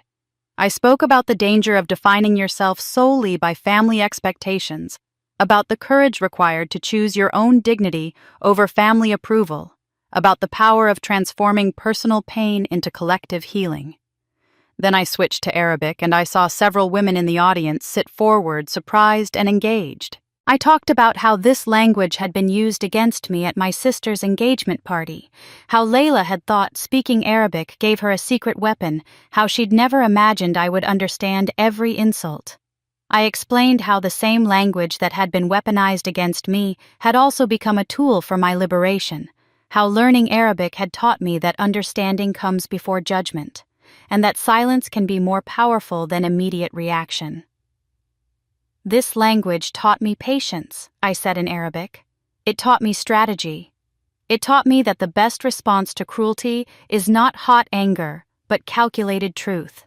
And it taught me that sometimes the most powerful thing you can do is let someone believe they've won and then prove them completely wrong. I switched back to English for my conclusion. I didn't set out to become an advocate. I didn't plan to start a nonprofit or speak at international conferences. I just wanted justice. I wanted my name cleared. I wanted the truth to be known. But sometimes the healing we need comes from helping others heal. Sometimes the way we reclaim our power is by giving power to those who feel powerless. The applause started before I finished my last sentence, growing into a standing ovation that made my throat tight with emotion. As I walked off the stage, women approached me from all directions, thanking me, sharing their own stories of family betrayal, asking for resources and advice. I spent 2 hours after my speech just listening, connecting, promising to help however I could. The next afternoon, I took a taxi to my old office building in the financial district. The lobby looked exactly the same, all marble and glass and security checkpoints. I'd arranged to meet Daniel for coffee in the building's cafe, and when I saw him walking toward me with his familiar, friendly smile, I felt a wave of gratitude for this person who'd helped me when he didn't have to. We talked for over an hour about everything that had happened since we'd last seen each other. Then Daniel told me something I hadn't expected. "Your case changed things here," he said. "After everything came out, the firm completely overhauled the digital signature system. They implemented multi-factor authentication that requires biometric verification, not just passwords and phone codes. They created new protocols for monitoring unusual transactions. They even established a whistleblower program for employees who noticed suspicious activity. Your situation was horrific, Holly, but it led to protections that will prevent it from happening to others." I sat with that information, realizing that even in the midst of betrayal, even while my identity was being stolen and my reputation threatened, something good had come from it. Other women at the firm were safer because of what had happened to me. After saying goodbye to Daniel, I walked through the streets of Dubai for hours past the marina, where I used to jog on weekends, past the cafe where I'd met with my Arabic tutor twice a week, past the bookstore where I'd bought poetry collections to improve my vocabulary. This city had been my home for a decade, and I'd left it thinking I'd never want to return. But standing there in the late afternoon heat, watching the sun begin its descent toward the desert horizon, I felt something unexpected: peace. Dubai had given me strength. It had taught me resilience. And now I'd finally reclaimed it as a place of power rather than a place of loss. I returned to my hotel as evening fell, tired but content, already thinking about the flight home tomorrow. As I approached my room, I noticed a small piece of paper on the floor near my door, as if someone had slipped it underneath. I picked it up and unfolded it. The message was brief, written in a handwriting I recognized immediately. Dinner O. Omar was here. The note lay on the desk beside my untouched glass of water, the words simple yet disarming. Dinner O. I traced the edge of the paper with my thumb, feeling the weight of everything it didn't say. 2 years was a long time to disappear, and longer still to decide to reach out. I didn't know what Omar wanted from me or what I wanted from him, but I knew that before I could face him, I needed to close a chapter I'd been carrying for far too long. It had arrived in my email the previous morning, forwarded by Samira with a brief note. You should read this when you're ready. I hadn't opened it then. But now, with the city lights flickering against the window and the air humming with unspoken possibilities, I clicked the link. The essay was published on Silent Strength's website, an organization that helped women rebuild their lives after incarceration. The title struck me first: The Daughter Who Wanted to Be Seen. It was Layla's voice stripped bare the way I'd never heard it before. She wrote about growing up in my shadow, how every praise I received became a reminder of what she wasn't. She described the way our parents' words seeped into her bones, turning affection into currency she had to earn. She confessed that envy had been easier than honesty, that our father had seen her need for approval and used it to control her. She wrote that she'd believed love had to be performed, not given, and that every lie she told was a desperate attempt to prove her worth. Then came the part that hollowed me out.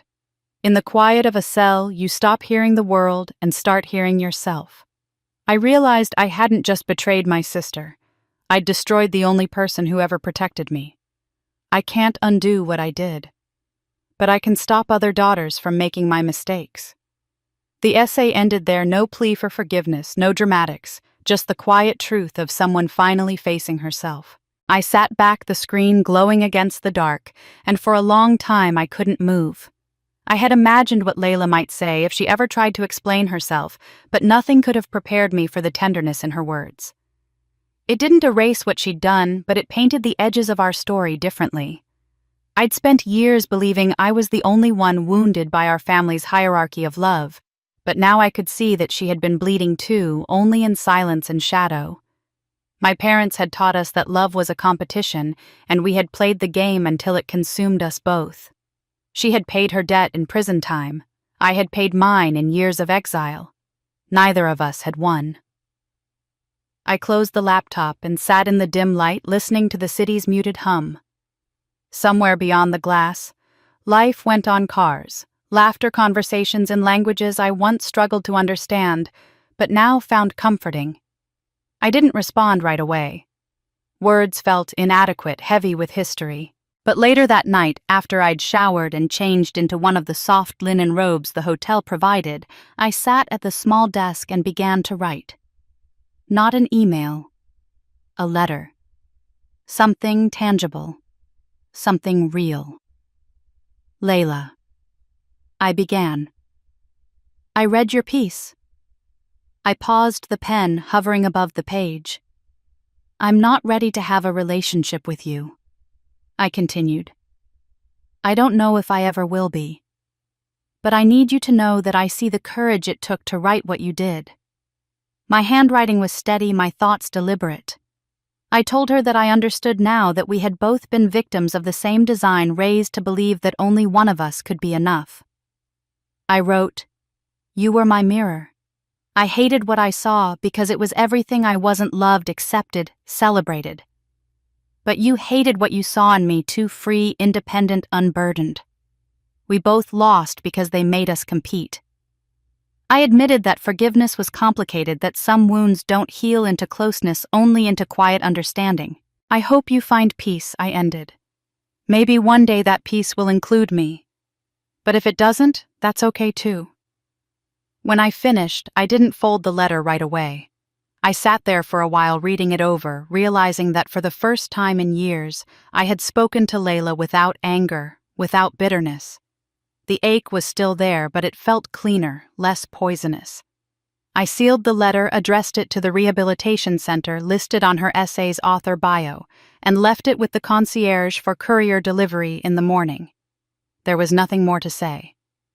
Back in my apartment weeks later, after I returned from Dubai, I unpacked the few souvenirs I'd brought back: a gold pen from the summit, a thank you card from the organizers, and a printed photo one of the photographers had emailed me. It was a shot taken during my keynote address. I was standing on stage mid-sentence, eyes bright, hands open, as if releasing something invisible into the air. I'd looked at that photo dozens of times before, but this time it felt like evidence of a life reclaimed. I pulled open a drawer and took out an old photo that had traveled with me through every move and every heartbreak. A faded snapshot of Layla and me, maybe 8 and 10 years old, sitting side by side on the swings in our backyard, smiling with the kind of innocence that didn't know what was coming. For years I'd kept it tucked away, unable to look at it without feeling a twist of grief. But that night I framed both photos and placed them side by side on my bookshelf. The first was a reminder of who we might have been, two sisters, unscarred by comparison, unaware of the roles waiting to divide us. The second was who I had become, a woman standing alone but unbroken, her voice finally her own. Together they told the story of loss and reclamation of a lineage I could neither erase nor entirely reject. I didn't need Layla's redemption to validate mine, nor my parents' approval to feel whole. For the first time I felt an unexpected lightness. Closure, I realized, wasn't about forgetting or forgiving. It was about accepting that some stories don't end neatly, they simply stop hurting. Days later, I found myself back in Dubai once more, the city bathed in twilight gold as I walked along the marina. The air smelled of salt and cardamom, and the gentle hum of conversation drifted from nearby restaurants. The message from Omar had been brief, no explanations. No apologies. Just that single question folded into possibility. Dinner. 2 years had passed since we'd last spoken, since the night everything between our families had collapsed. I'd thought of him often in those years, wondering what became of him after the engagement dissolved, after the headlines faded and the investigations closed. I'd told myself that chapter was over too, that there was nothing left to say. And yet, as I approached the restaurant, he'd chosen an open-air terrace overlooking the water lanterns glowing softly against the dusk.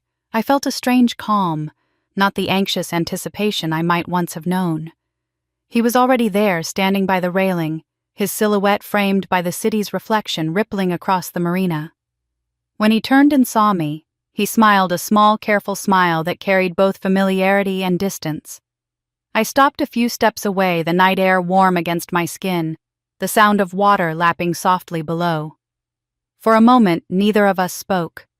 The city lights shimmered around us, casting shifting patterns of gold and blue.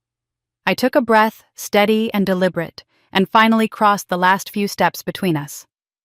Whatever he had come to say, whatever I was about to learn, I was ready.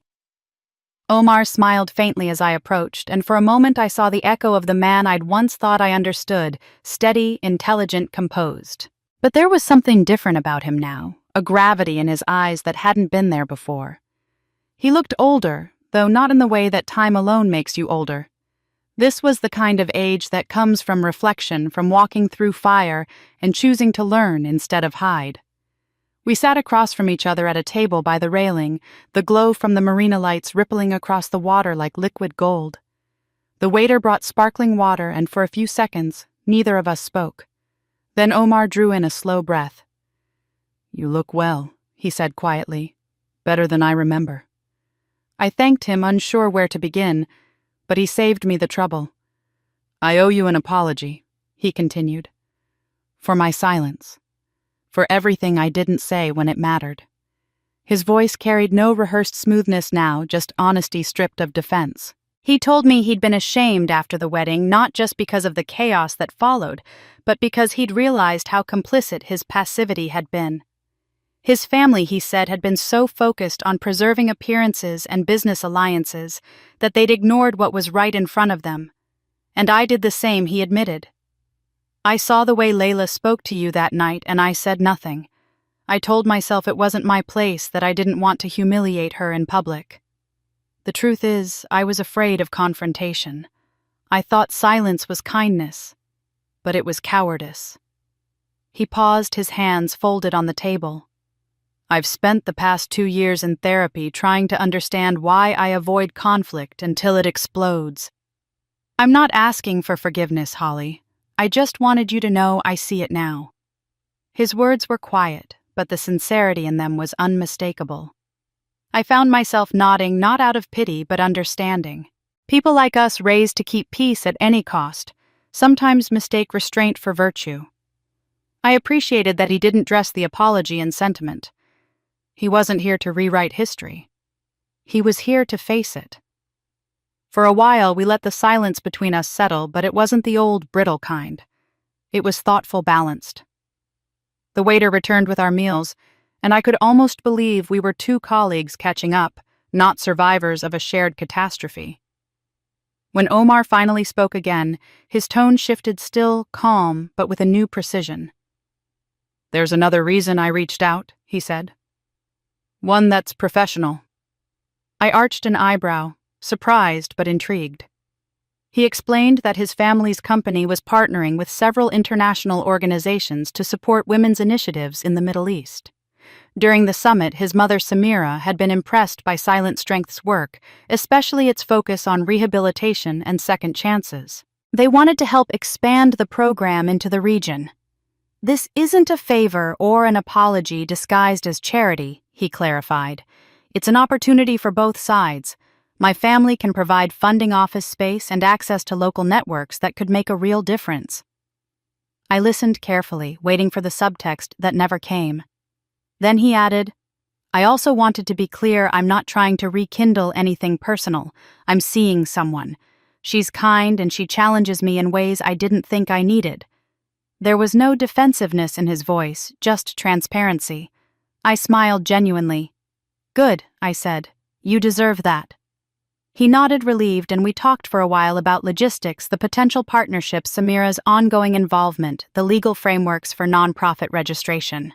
It was surreal discussing strategy with a man who had once been the center of so much emotional wreckage, yet it felt right. We were no longer tangled in history. We were simply 2 adults trying to build something better out of what had gone wrong. As the plates were cleared and the night air grew cooler, Omar leaned back, studying the reflections on the water. "You know," he said finally, "I used to think silence meant peace, that if you avoided the hard conversations long enough, things would settle on their own. But you taught me something different." He turned to me, his gaze steady. "Silence isn't peace. It's just postponed conflict." The words hung between us, simple but heavy with truth. I nodded slowly, recognizing the hard-earned wisdom behind them. "You're right," I said. "And postponing it doesn't make it hurt less when it arrives." He smiled, a small, almost rueful smile. "Exactly." We lingered for a few minutes more, then stood. The goodbye was brief, but not cold. He shook my hand, thanked me for hearing him out, and promised to have his team reach out about the sponsorship. As he walked away along the pier, his figure blending into the city lights, I felt a strange sense of closure, not the dramatic kind that leaves you breathless, but the quiet satisfaction of a story finally told to its end. I stayed at the restaurant for a while after he left, watching boats drift across the marina, their lights painting the surface with fractured color. The air was soft and warm, carrying the faint scent of sea salt and jasmine. I thought about what Omar had said about silence and conflict, and realized how deeply it applied to my own life. For years I had stayed silent to preserve peace with my parents, with Layla, even with myself. I had believed that stillness was strength, that swallowing pain was maturity. But all it had ever done was delay the inevitable, the explosion, the reckoning, the truth. Now I knew better. Speaking out hadn't destroyed me. It had saved me. As I walked along the marina, the water glittering beneath the city's glow, I let the breeze carry away the remnants of what used to be. 2 years ago, I might have imagined this moment differently. I would have pictured Omar reaching for my hand, confessing that he'd chosen the wrong sister, that I had been the one all along. It would have been the kind of ending fairy tales favor the wounded heroine finally seen, finally loved. But standing there with the sound of laughter from passing couples and the pulse of the city around me, I realized how small that fantasy felt compared to what I had built for myself. I didn't need to be chosen. I had already chosen myself. The life I was crafting, rooted in independence, purpose, and truth, wasn't waiting for romance to make it whole. If love came someday, it would be because it complemented my freedom, not replaced it. I had spent too many years earning everyone's approval but my own. That era was over. I turned back toward the hotel, my heels clicking softly against the polished stone walkway. The night was quiet now, the city's hum distant and gentle. Inside the lobby, the staff greeted me with polite smiles, unaware that I had just closed one of the last open doors from my past. When I entered my suite, I felt a familiar calm, the kind that comes not from resolution, but from understanding. I poured a glass of water, set it by the window, and opened my laptop to check messages before bed. The inbox was crowded with summit follow-ups, partnership proposals, and thank you notes from attendees. But one subject line froze me in place. It was from an address I hadn't seen in months, my mother's. The preview text was short, almost hesitant. "I'm sorry. Can we talk?" I stared at it, my pulse steady but alert. Outside, the lights of Dubai shimmered like the surface of a mirror, reflecting both the past and what waited beyond it. I didn't open the email. Not yet. Some silences I'd learned need a moment before they're broken. For a long moment, I stared at the glowing words on the screen. The subject line was simple, unassuming, but it felt like a fault line running through my chest. My mother's name sat there in bold letters, a name I hadn't spoken aloud in almost 2 years. I hesitated before opening it, part of me bracing for the familiar blend of guilt and manipulation that her messages once carried. But as the text unfolded, I realized this one was different. It was long, scattered, desperate, in a way that almost made me uncomfortable. She began by explaining that she'd been in therapy, court-mandated, she clarified, as part of my father's probation terms. She wrote that for the first time in her life, she was beginning to see the damage she had caused. She admitted she had always favored Layla because Layla was easier to manage, easier to control, while my independence had frightened her. "You reminded me of everything I wasn't brave enough to be," she confessed. "It was easier to love the daughter who didn't challenge me." The words grew more frantic as they went on, sentences tumbling into each other as if she was afraid I'd stop reading halfway through. "I know I don't deserve it, but you're my daughter. I don't want to die without telling you I'm sorry." I read that line 3 times. Each time it landed differently, first as manipulation, then as regret, and finally as something that was maybe both. I didn't cry. I didn't even sigh. I just sat there, the glow of the screen painting my face in a kind of hollow light, feeling a strange mixture of anger, pity, and exhaustion. I didn't reply that night. Instead, I called Samira the next morning, needing someone grounded to help me untangle the noise in my head. She answered on the second ring, her voice warm and steady the way it always was. I told her about the email, about the apology that felt like both confession and performance, about the part where my mother said she was scared of dying with unfinished business. I admitted I didn't know how to feel, whether to respond, to ignore it, or to finally sever the cord for good. There was a long pause before Samira asked softly, "What do you need from her?" The question hung there, deceptively simple. I thought about it for a long time. 2 years ago, I would have said I needed everything. Acknowledgement, accountability, an explanation that made the pain make sense. But now, after everything I'd lived, I realized I didn't need anything at all. Not from her. Not from him. Not anymore. Nothing, I said finally. I don't need anything, Samira hummed thoughtfully. Then do what gives you peace, not guilt. Her words stayed with me after we hung up. Peace, not guilt. I opened a blank email and began to type. Mom, I wrote. The word itself looked strange on the screen, foreign after so long. I appreciate your apology. I believe therapy can help you, but I'm not ready for a relationship and I may never be. I need you to respect that. My hands trembled slightly as I typed the last sentence. Please don't contact me again unless I reach out first. It wasn't cruel, just final. I reread it twice, making sure it carried the right tone, firm, not vindictive, closure, not punishment. When I hit send, a quiet calm spread through me like something heavy had finally been set down.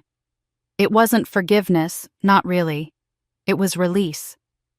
In the weeks that followed, there were no new messages from her, and I was grateful for that silence. It wasn't empty. It was earned. But one absence remained sharper than the rest, my father's. Robert never wrote, never called, never even attempted a token gesture beyond the monthly restitution transfers that arrived like clockwork, as sterile and mechanical as a paycheck. The money came without notes or acknowledgement, just digital proof of a debt being repaid by a man who treated remorse like a transaction. I'd stopped expecting more a long time ago, but part of me still watched for something, an accidental text, a line of regret, a sentence that began with, I was wrong. It never came. Eventually, I stopped checking. I realized that some people don't withhold apologies out of cruelty, but because they're constitutionally incapable of self-reflection. My father was one of them. The silence he maintained wasn't resistance, it was absence. A hollow space where empathy should have been. One afternoon, I opened my contacts list, scrolled until I found his name, and deleted it. There was no dramatic flourish, no tears, just a simple erasure. A name I no longer needed to carry. Some people I thought will never give you the closure you want. You have to create it yourself. Time moved differently after that. The following months unfolded with a quiet rhythm that felt new morning sunlight through my apartment windows, calls with Samira about the expansion project, the steady progress of something healing but unfinished. Silent Strength's Middle East branch was already taking shape, and for the first time my work felt unshadowed by the past. Yet even in peace, there were echoes, moments when my mother's words would surface uninvited, small memories that refused to fade. Forgiveness, I'd learned, wasn't a single act. It was a decision you had to make again and again every time the wound tried to reopen. And I was still learning how to live with that. By December 2026, nearly 3 years since the engagement that had detonated my world, I found myself standing barefoot on the soft white sand of a beach in Santorini. The air was crisp with salt, the horizon painted in shades of lavender and gold as the sun sank low over the Aegean Sea. The wind carried the scent of citrus and seaweed, familiar and strange all at once. I had come here alone, choosing this place not for escape, but for closure. I had rented a small villa overlooking the water, a quiet retreat where I could end the year and the story that had defined too much of my life on my own terms. In my bag was a small wooden box containing the last physical remnants of that old world, a copy of my parents' wedding photo, my sister's apology letter, and the first business card I ever printed with their company name beneath mine. I took it out, opened the lid, and stared for a long time. Each item felt lighter than it once had, like artifacts from someone else's life. The tide crept close to my feet, cool and rhythmic, and I felt a deep, grounded stillness. I thought of all the years I had spent trying to make sense of love through the lens of people who couldn't give it freely, of how I'd built strength, not from being protected, but from being forced to stand alone. I knelt, placed the box on the sand, and let the water pull at it gently. It floated for a moment before the next wave carried it away, its contents scattering like fragments of a story that no longer belonged to me. The wind picked up, and I stood closing my eyes against it. For the first time in as long as I could remember, I didn't feel haunted. I didn't feel owed. I just felt present, alive, unburdened, whole, in a way I hadn't thought possible. The past was still part of me, but it no longer ruled me. And as the horizon deepened to violet, I whispered a quiet promise to myself. This was the ending, yes, but also perhaps the beginning of something freer. The sound of the waves in Santorini stayed with me long after I left the island, as if the sea had imprinted its rhythm somewhere inside me. Letting the tide carry away that box had felt like both an ending and a promise, a quiet vow that I would no longer live tethered to the ruins of other people's choices. When I returned to my apartment, the city lights seemed softer, the silence less heavy. I spent the final days of 2026 working with Samira on the launch of Silent Strength's Dubai branch and preparing for a new year that for the first time in a long time wasn't built on survival but purpose. Yet even peace has shadows, and mine came in the form of reports that trickled in every few months from Samira's investigator. They weren't personal updates, not exactly just summaries required for the ongoing restitution and legal monitoring tied to my father's probation. Still, they told me everything I needed to know. By late 2026, Robert had completed his house arrest, but remained under probation restrictions. The man who had once commanded conference rooms and manipulated markets now struggled to find anyone willing to take his calls. His consulting business was gone. No company wanted the stain of association. He and my mother had sold the family home months earlier to cover restitution and legal costs, moving into a modest rented apartment on the edge of town. My mother, once the meticulous hostess who scolded me for buying off-brand coffee, now worked part-time at a grocery store. Their old church friends had vanished. Neighbors avoided them in public, and whatever remained of their social circle had quietly disintegrated. I hadn't asked for these details, but reading them stirred something complex, a faint ache that wasn't quite sympathy, and not quite satisfaction. Just a hollow awareness that the mighty had finally fallen, and that this too was part of consequence. I felt pity, yes, but no responsibility. The damage they lived with now wasn't mine to repair. In early January 2027, another message found its way to me, this time through one of Samira's legal contacts, who still handled my family's financial correspondence. It wasn't an email, but a short letter enclosed in a plain envelope handwritten in my mother's familiar looping script. She said she and Robert were moving to another state, somewhere quieter where no one knew their names. She claimed it wasn't a plea, only a courtesy in case you ever want to find us. The words were careful, but I could feel the tremor beneath them. There was no mention of forgiveness, no request for contact, just a final acknowledgement of separation. I read it once, then folded it neatly and placed it in my drawer without answering. I didn't hate her. I didn't wish her well either. I simply wished nothing at all. They were people who had once been my parents, who had taught me through love and cruelty, through neglect and control, exactly what I never wanted to become. Their redemption, if it ever came, would have to exist without me. After that letter, I contacted my accountant to finalize a trust fund that would handle all restitution payments automatically. I didn't want their monthly transfers to pass through my hands or my thoughts anymore. It wasn't forgiveness. It was efficiency. Clean separation disguised as paperwork. Once the trust was active, I closed the last open account tied to their name. For the first time, there was nothing left to manage, no loose ends, no inherited chaos. Just silence, wide and unburdened. In that stillness, I began to notice what had quietly grown around me while I'd been tending to the wreckage of the past. My definition of family had shifted, reshaped by people who had chosen to stay when they had no obligation to.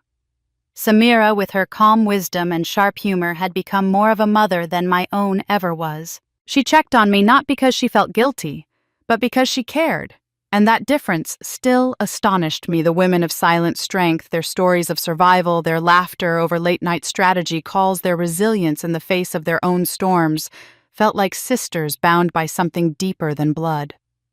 Daniel, too, had become a kind of brother, his quiet support steady as ever since Dubai.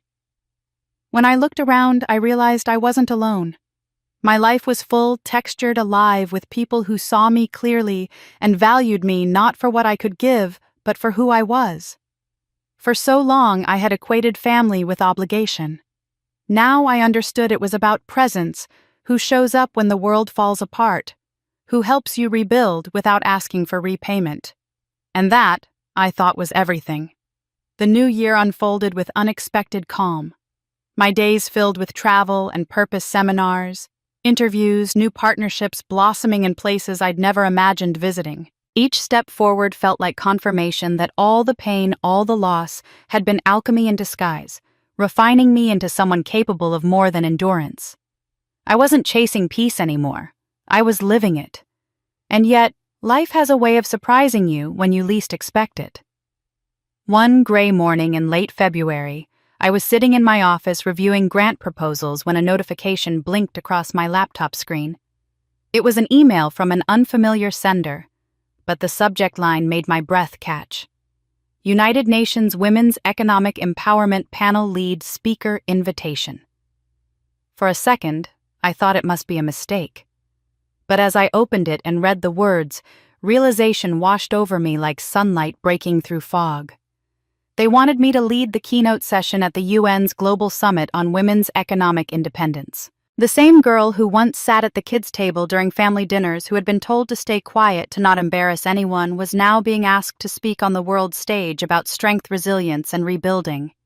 I leaned back in my chair, letting the weight of it sink in. There was no one to call for approval, no parent to impress, no ghost of validation left to chase. Just me and the life I had built from the ashes of what they destroyed.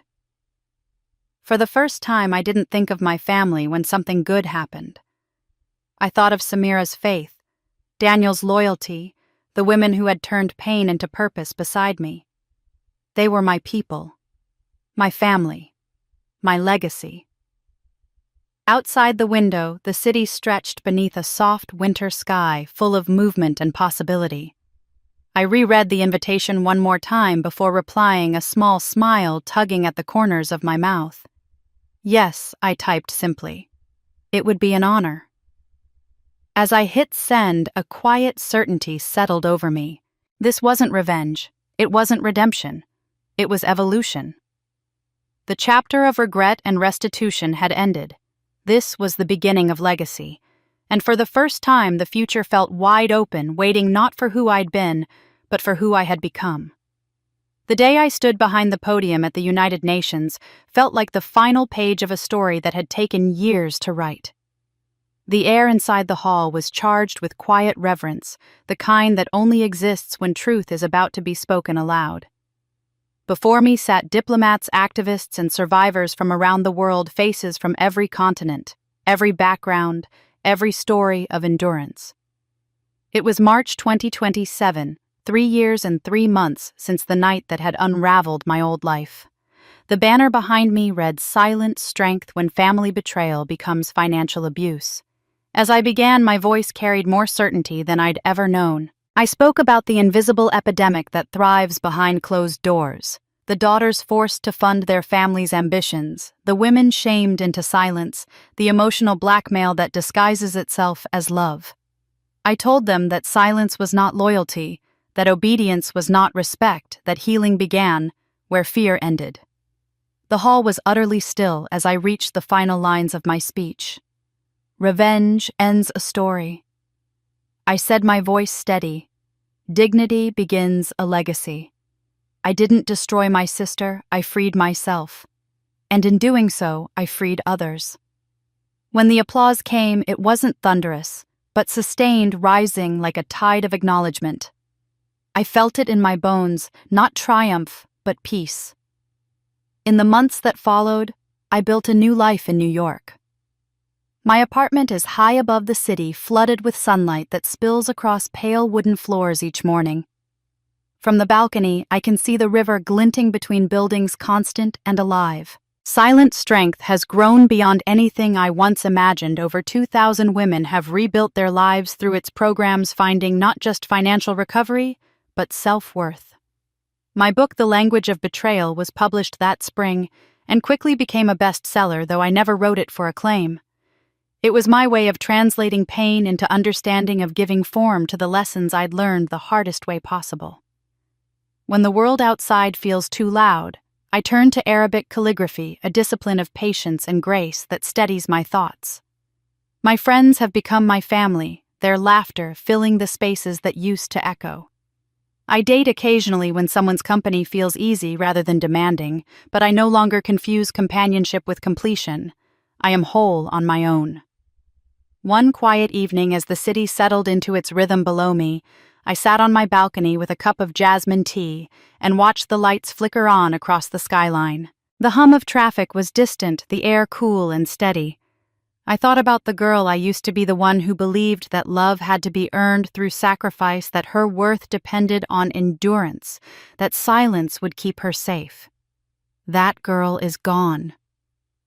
In her place stands a woman who understands that choosing herself was not selfishness, but survival. I don't regret the exposure, the confrontations, or the unraveling of my family's carefully constructed lies. The only thing I regret is how long it took me to realize I deserved more than conditional love. My freedom was never meant to be permission granted by anyone else, it was mine to claim all along. The storm that once defined me has passed, leaving behind not destruction but clarity. The calm I live in now isn't empty, it's full of purpose. As I sat there, the city pulsing softly around me, my phone buzzed on the table beside me. For a moment I considered ignoring it, content to stay in the quiet. But something in me reached for it anyway. The message was from an unknown number. "Thank you for your story. Because of you, I finally left. A daughter you'll never meet, but whose life you changed."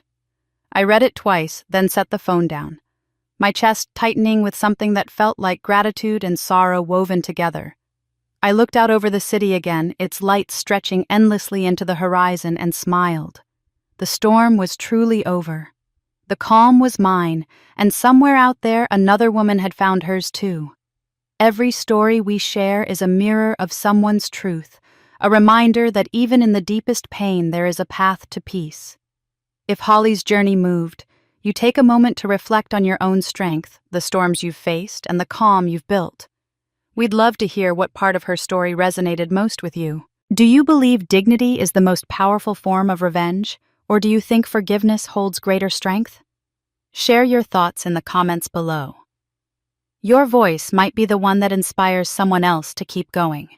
And if you believe in stories that reveal courage, resilience, and rebirth, don't forget to subscribe to this channel.